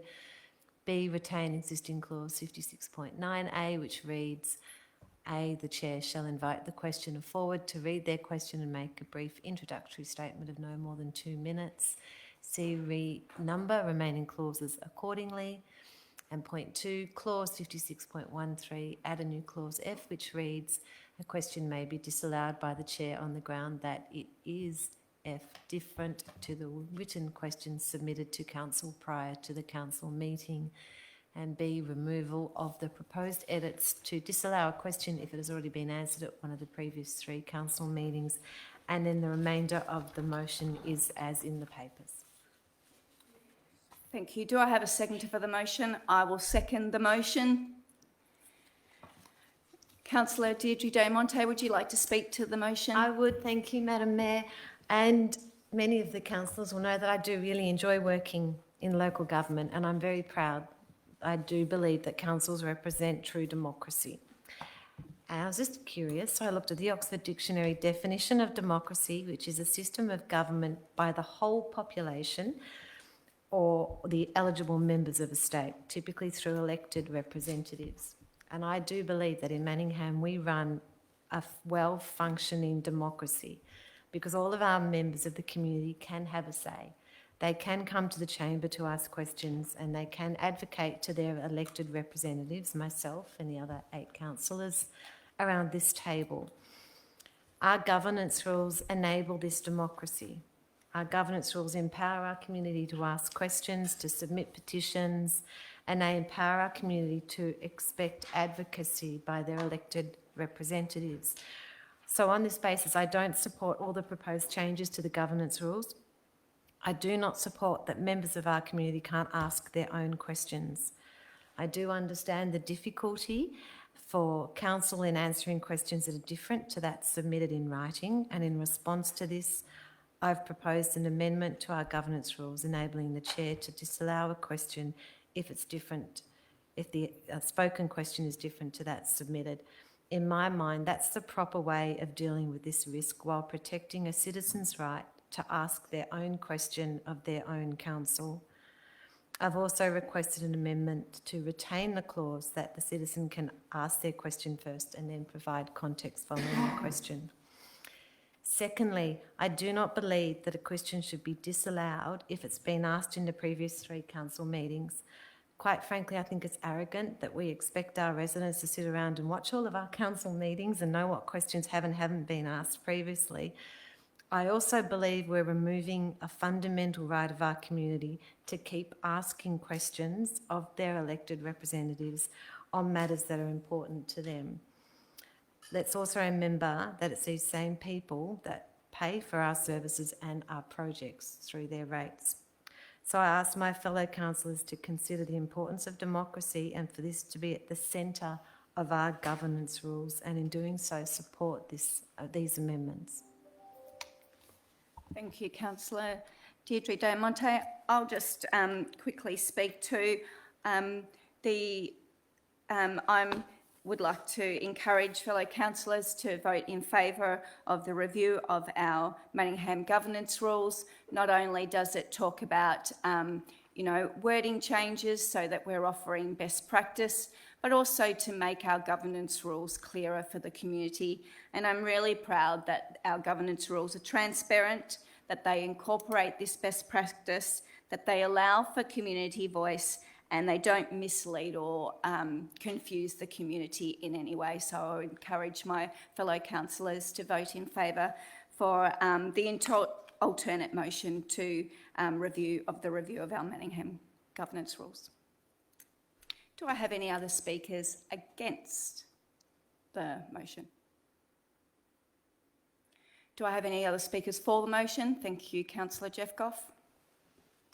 Thank you, Madam Mayor, and I do think that it is important that we do review these, and of course, in a few months' time, or probably early next year, they will be had a look over again. But I think what we've done is try to get the best possible solution for how we go ahead with our governance rules, especially of council meetings here, but our governance rules in general for a new council that will be coming in later this year. I also like to thank, I believe it would be Carrie, I could be wrong, yes, it was Carrie, who has spent a lot of time getting it, I suppose, worded up and word perfect. There's a lot of work involved in that, and to get things not contradicting each other and according to laws and everything else. And Nick, thank you, Nick.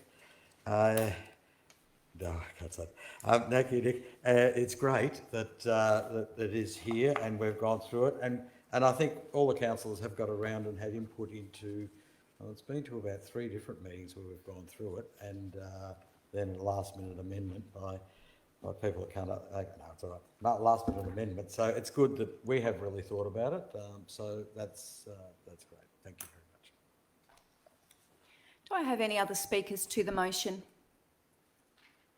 Councillor Andrew Conlon. Yeah, I speak in support of this motion. I think it's good that we keep on iterating and improving our governance rules. In particular, I do like the fact that we now, if we approve this, we will require 2 councillors to in order to get a notice of motion up, and we also require that the notices of motion be provided to be circulated to all councillors. So I think they're positive. They're steps in the right direction. Do I have any other speakers to the motion? Councillor Stephen Mayne. Yeah, so this is far bigger than just the question of the public questions. So as Councillor Conlon mentioned, it is quite an important change to require 2 councillors to put up a motion. As someone who's done 70 plus solo motions over 11 years in councils, I'm looking forward to retiring and not being on the council where you've got to find a mate to get your motion on the paper. But I do think it is good governance, because in the chamber, it can't even be debated if it doesn't have a seconder. So it actually is logical that you should be able to have some level of support to get it onto the agenda. There's a couple of things that I would still like to argue the toss on during the community consultation process before we deal with this finally on July 23. I would like to see the officers with an ability to speak to a motion. So at City of Melbourne, when I was there, councillors could call for an officer report. So, all right, the budget's on. CFO, could you give us a brief summary of the budget? And the CFO gets up and gives a brief presentation. At the moment, they're gagged under these governance rules, and there's no proposal to change it. So I might just do a personal submission saying that we should let the officers speak, let them find their voice. Even on the small issue with councillor reports at the end of this meeting. So we'll all get up and give a report at the end of the meeting. I was thinking earlier we should then say in our governance rules, and is there anything the CEO would like to report on? Because at the moment he's gagged. He's not allowed to do a report at the time when the councillors are doing their matters to report on. It's not in the script. It's not in the meeting procedure. So I would like to see some changes that broadly give the officers more voice in this chamber. I'd also like to see a lift to the total ban on councillors being able to spend money by motion. I mean, we can't even spend $5 by motion, but I could have done an amendment tonight with the budget and doubled the employee budget from 50 million to 100 million. We could have all voted for it, and bang, we could have spent 50 million tonight only because we're amending an officer recommendation. So it's bizarre how we gag them from speaking, but we're not allowed to spend any money unless they've given us a report. So I think you could amend this and say that the limit on any spending by a councillor motion with a mover and a seconder is 50 grand, or come up with a number, because at the moment it's unlimited spending as long as you're amending an officer report. And I think that's a sort of a tweak The other thing I really like in this is that we're not just letting petitions disappear into the ether. So when a petition comes, the next council meeting, it will be the reply by the council will Thank be you, tabled. Councillor Stephen Mayne. That's time. Thank you for calling time, Mayor. Do I have any other speakers to the motion? If I have no other speakers, would the mover like to close? I will put that to a vote. All those in favour? And that's carried unanimously. Item 14.4, Audit and Risk Committee, appointment of a new independent member and change in councillor representation. Do I have a mover? I'll move that the recommendation be adopted, Chair. Thank you, Councillor Deirdre Diamonte. Do I have a seconder? Councillor Stephen Mayne. Councillor Diamonte, would you like to speak to the motion? I do want to congratulate Sharon Copeland-Smith as the new independent member of the Audit and Risk Committee that we are nominating here in the meeting. And I do also want to thank Stephen for his time on the Audit and Risk Committee. I've only been an Audit and Risk Committee member for one meeting. And in that one meeting, I very much enjoyed all the points that Stephen raised. And I'll miss him not being on the committee, but I look forward to welcoming the Mayor to our committee. And I also look forward to working with Sharon on the committee. Thank you, Councillor Diamonte. Councillor Stephen Mayne, did you want to speak to the motion? Thank you, Mayor. Yes, I think that Sharon Copeland-Smith is an excellent appointee, a stunning CV, particularly strong in IT and with the whole of cyber security risk, cyber hacking rising. I think to have someone strong in that skill set is an important addition to the Audit Committee.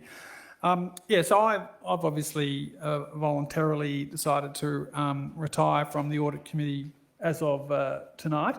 I won't be recontesting at the next election, and I figured that it made sense to have someone on the Audit Committee who wasn't planning to contest, and I think having the Mayor on the Audit Committee also makes sense. And the Mayor had recently done the AICD course and was very excited about governance and risk issues, and so I thought, well, rather than amending the numbers of councillors or inviting the Mayor to come along without voting capacity, it's just easier for me to go and to facilitate that change. We are always told as councillors that anyone can turn up to any committee meeting. So I may rock up to the Audit Committee meeting on Friday as a non-voting observer and see if I can assist with the debate. But I think it's going to be great having the Mayor on the Audit Committee. It's been great working with Councillor Diamonte with a really strong background in governance and procurement, and so I think the Audit Committee is in good shape going forward, and these changes make sense. Are there any other speakers to the motion? I'll just quickly speak to the motion then. I'm looking forward to being on the Audit and Risk Committee to, monitor council's internal controls, also to, look at our assurance activities and look at, importantly, addressing and mitigating risks, but also exploring opportunities with council in terms of the risks we might take for the benefits for our residents and our community in the long term. So I'm very much looking forward to being on the Audit and Risk Committee.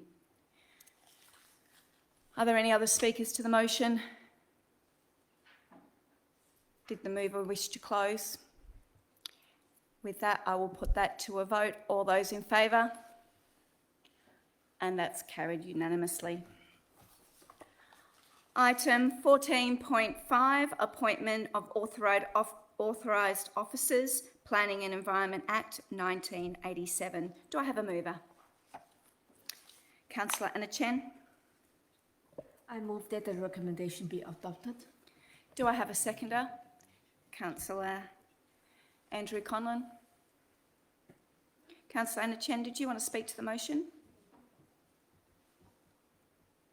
Councillor Andrew Conlon, did you want to speak to the motion? Are there any speakers against the motion? Are there any other speakers for the motion?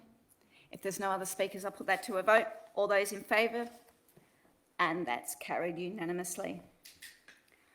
Item 14.6, informal meeting of councillors. Do I have a mover? Councillor Michelle Kleinert. That the recommendation be adopted. Do I have a seconder? I second the motion. Councillor Laura Main. Councillor Michelle Kleinert, did you want to speak to the motion? No, thank you, Madam Mayor. Councillor Laura Main, did you want to speak to the motion? No, thank you, Mayor. Are there any other speakers against the motion? Are there any other speakers for the motion? If there are no other speakers, I'll put that to a vote. All those in favour? And that's carried unanimously. Item 14.7, documents for sealing. Do I have a mover? Councillor Michelle Kleinert. Do I have a second? Yep, That the sorry. recommendation be adopted. Thank you. Do I have a seconder? Thank you, Councillor Andrew Conlon. Councillor Michelle Kleinert, did you want to speak to the motion? No, Madam Mayor. Councillor Andrew Conlon, did you want to speak to the motion? Any speakers against the motion? Any other speakers for the motion? If there's no other speakers, I'll put that to a vote. All those in favour? And that's carried unanimously. Item 15, urgent business. There are no items for urgent business.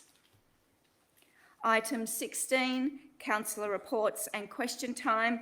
Councillors, would anyone like to provide a report or raise a question? Councillor Jeff Goff. Thank you, Madam Mayor. I've got two questions that I'd like to ask. The first one is, upon reading the Herald Sun or the Australian, it came to my attention that the VEC are not chasing up people that don't live in an area but own property in an area to put them onto the electoral roll. And there could be a lot of people at the next election disenfranchised that pay rates to Manningham but don't have any representation. And that is, I'm wondering if this is correct, that any landowner is not automatically on the electoral roll. And secondly, if not, what are we doing to ensure that all of the landowners here are able to nominate for the electoral roll? Are we writing to them and with a prepaid envelope and an application form to go onto our electoral roll, or getting the VEC to do that for us now, before it's time? Or are we letting them know that they need to do that to get onto the electoral roll? Because in the article it actually did say that the VECs and the state government have told us that it's the council's job to inform its population with regard to the election. Thank you for your question, Councillor Goff. I will refer that to Kerry Bruce, our Acting Chief Legal and Governance Officer. Thank you for your question, Councillor Goff. As you would be aware, the voters' rolls for the local government elections are made up of two parts. So we have the state government roll, which the Electoral Commission is responsible for, and then we have what's called the CEO's list, which council is responsible for, and that's for ratepayers who are not on the state or federal voters' rolls. We have the obligation under the Local Government Act to contact those people to let them know of their ability to apply to council to be on what is called the CEO's list. We have identified about 6,400 people that will be impacted by this change in legislation, which came into effect for this council election. We have been in a period of transition since the 2020 Local Government Act came into effect, with the first round of changes happening in 2020 and the final transition for Manningham happening in 2024. So we have, as I said, identified over 6,000 people who will be impacted by this. We are in the process currently of contacting all of those 6,500 odd people to advise them of their ability to apply to council directly to be on the voters' roll. Where we have email details, we are contacting people directly via email and sending a link to an online form which they can fill out and send back to us. Those people we don't have an email address for, we are contacting them the good old-fashioned Australia Post way and sending them a form that they can send back to us. what sets us apart from a lot of other councils is that we've chosen to do this electronically and be a bit more direct with our approach to let people know, and to advise and to provide that online form available for anyone who is interested in applying to be on the CEO's list. Thank you. Thank you. I'm amazed that the state government by stealth has found an opportunity to disenfranchise people through not automatically, as they were in the past, being put onto that electoral roll. The second thing is with regard to an issue that has become more relevant, not so much to myself, but a lot of young people are, especially with young children, are wishing to have more regular red waste, rubbish pickups. Indeed, it does become a problem now. For a person like myself, it's not that great a problem because my bin is fairly light in comparison to what it was years ago. But I do know that I wouldn't want a smelly bin hanging around my house for 2 weeks. 1 week, hopefully it gets emptied and cleaned, but the 2 weeks, I'm just wondering what we can do to ensure that people can get a weekly service, whether it's just people with small families and get an extra bin to get it picked up twice, or are there other methods of having drop-off waste bins around the area that people can drive to within a couple of kilometres of their home? Councillor spread it Goff, around? that's your time. Would you like to ask for an extension? I don't think I can through this. Oh, okay, sorry, I that's think your the time. rule said That's I your can't. question then. I've got the gist of the question. I would certainly, as it presently stands, if I refer to people, for instance, who have children under the age of 4 for nappies and the like, they do have the option to be able to upgrade the size of their bin, their red bin, from 80 litres at a discounted rate. And all of that information was obviously put out when we introduced FOGO and swapped the bins around. I'd certainly encourage people to jump onto our website or contact our team if they have particular waste needs, and we'll be able to talk them through what their options are. Sorry, no, Councillor Goff, that's your 2 questions and that was your 2 minutes. So, Councillor Goff, you can put your questions They presently through don't the have a normal weekly. methods. That's right. Councillors, do I have any other reports or questions? Thank you, Councillor Anna Chen. Mayor, I have one report and one question to ask. And on 17th of May, Eastern Community Legal Centre celebrated its 50th anniversary at the Manningham Function Centre.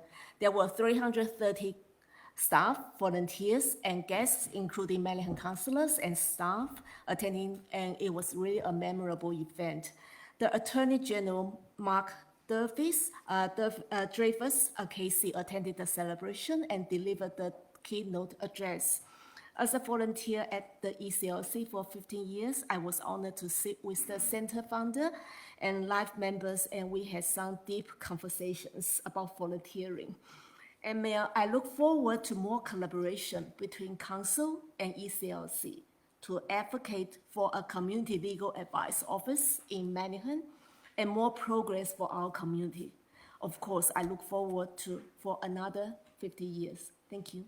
And can I ask a question now? Yes, you've still got a minute. At the Just under a recent- minute. Click. At the recent Inspire Living series, Manningham Changing Weather and Climate, one of the keynote speakers, Dr. Greg Moore, talked about the benefits provided by street trees. Dr. Moore talked about the magic number 30%. That means 30% of canopy cover for our urban areas in terms of environmental benefit, property value, and climate change. Manningham's tree planting guide was endorsed in 2023. It's a proactive approach from Council, but our community is interested in knowing whether Manningham has achieved the magic 30% in our urban area. If not, when will we achieve the magic 30% target? And what is the progress of our current tree planting program? Thank you, Councillor Chen. That's your time. I'll pass that to the CEO to answer the question or take it on notice. Do you want to hear that?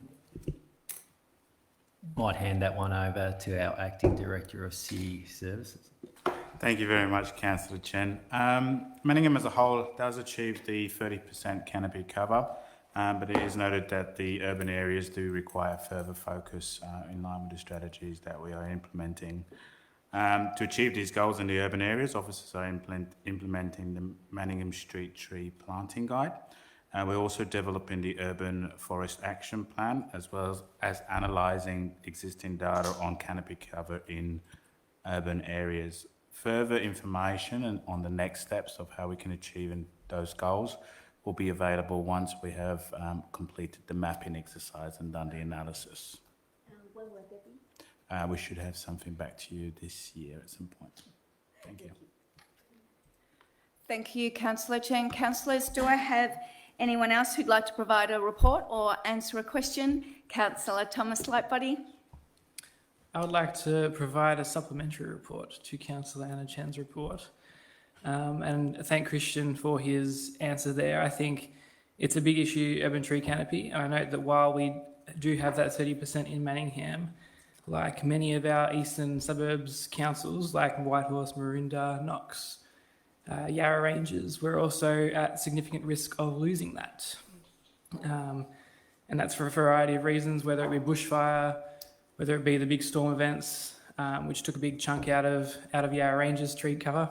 But it's also development, and it's also just being in an urban location. So it's something we always have to be aware of. So I really look forward to our urban canopy report and progress in the future as well.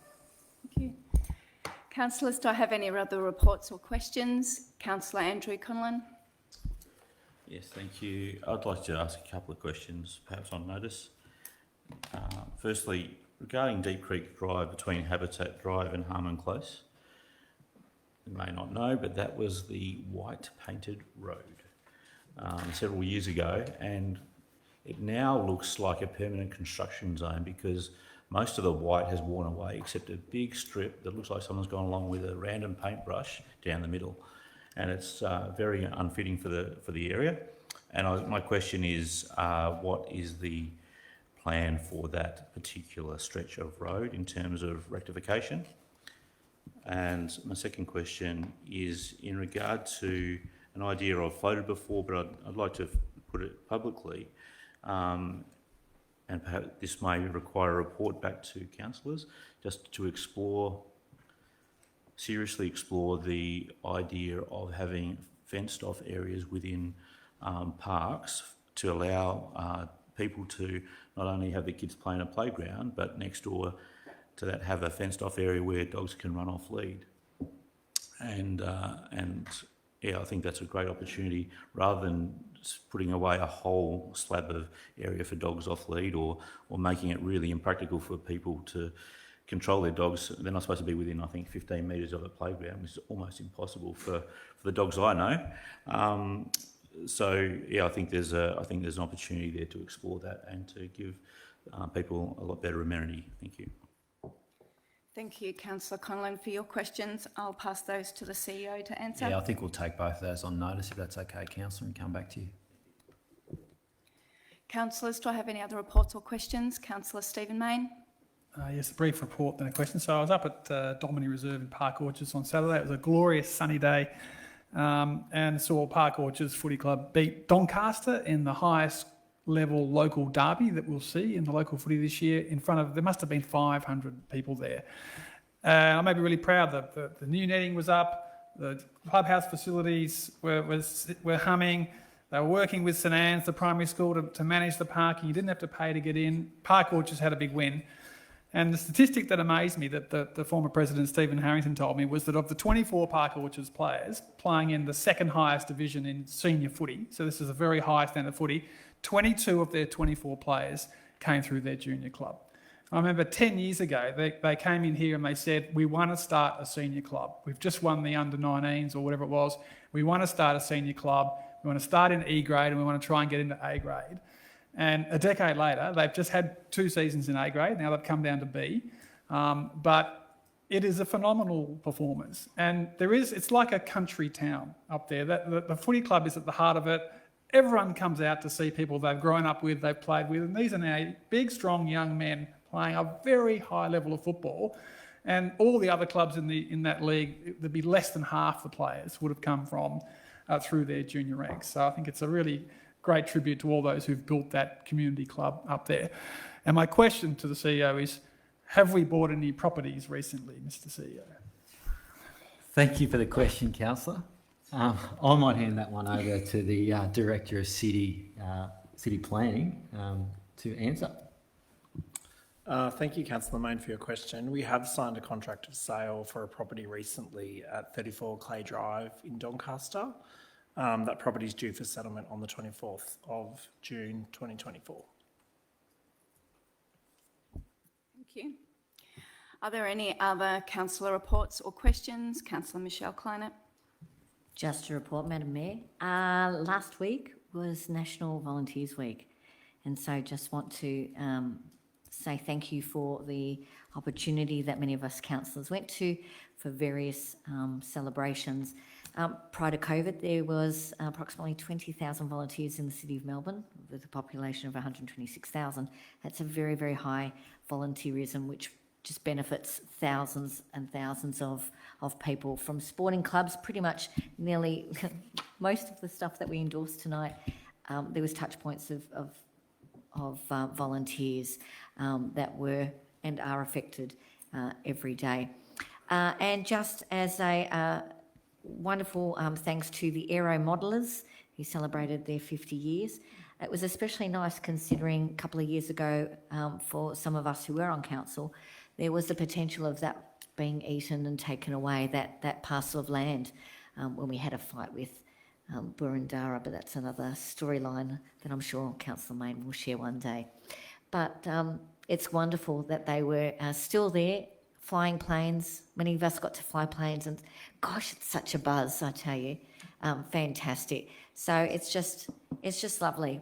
It's the nice part of being a councillor is the opportunity to be invited to so many places and spaces, from cradle to grave, being affected 100 services of council. You see that through the community events that we go to, including the Manningham Band on Sunday, full house. It's awesome. So thank you to all those volunteers. I'm sure that's every councillor, we all agree. We're reminded of that every time we go somewhere and meet with someone in our city. So thank you. Councillors, do I have any other reports or questions? Councillor Laura Main. Thank you, Mayor. Just two things. So first of all, I'd just like to congratulate the organisation on the opening of 2 great pavilions in the past week. So we had Deep Creek Pavilion, which was opened last week, and Australian Reserve North Pavilion, which we opened on Monday night. They've both been a long time coming and a result of collaborative funding from ourselves, the state government, the clubs and other stakeholders. These 2 openings were great events to come together and celebrate, as well as hear from the clubs about their tireless efforts behind the scenes. So I really hope the community enjoys these quality facilities, and I'm looking forward to seeing them in use. And my second report, it was also lovely to go to the Manningham Concert Band's performance last Sunday, which myself and a few of the other councillors went to. It was their winter favourites, and it was quality performance. We had Grease, we had some older classics, we had everything. And I'm just so proud that us as council support such a great initiative. And they are also celebrating 50 years, and it's shortly to come. And I wish them another great 50 years after that. Thank you. Councillors, do I have any other reports or questions? I would like to give a report then. I would like to shout out to the Fire Rescue Victoria, where I participated today in a Fire Ops Program 101, where I was a firefighter for a day. This program is for community leaders and decision makers to bring to the awareness the skills and the resources that our emergency services require. Today I put out a fire in a kitchen, in a residence, I put out a kitchen. I attended a car crash rescue. These are all, can I just put a warning out, scenario-based experiences, they are not real. I went to a apartment where I had to go through 3 levels of rummage to find resident survivors. I attended a train car crash in a pitch black tunnel where I needed to use infrared heat radars to be able to look for any bodies or fire. I then went to a chemical fire where the whole building was encapsulated in flames and we had to get down low and go, go, go. And then I also went to a train rescue where they had found a white substance and we had to take in all sorts of radars and devices to be able to do a test of what those substances were.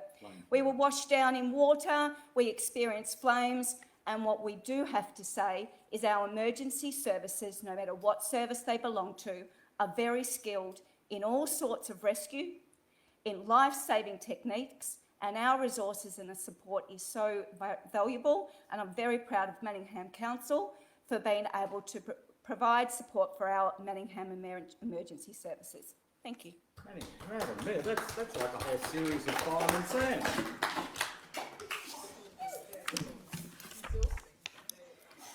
Item 17, confidential reports. There are no confidential reports this evening. With that, I close the meeting.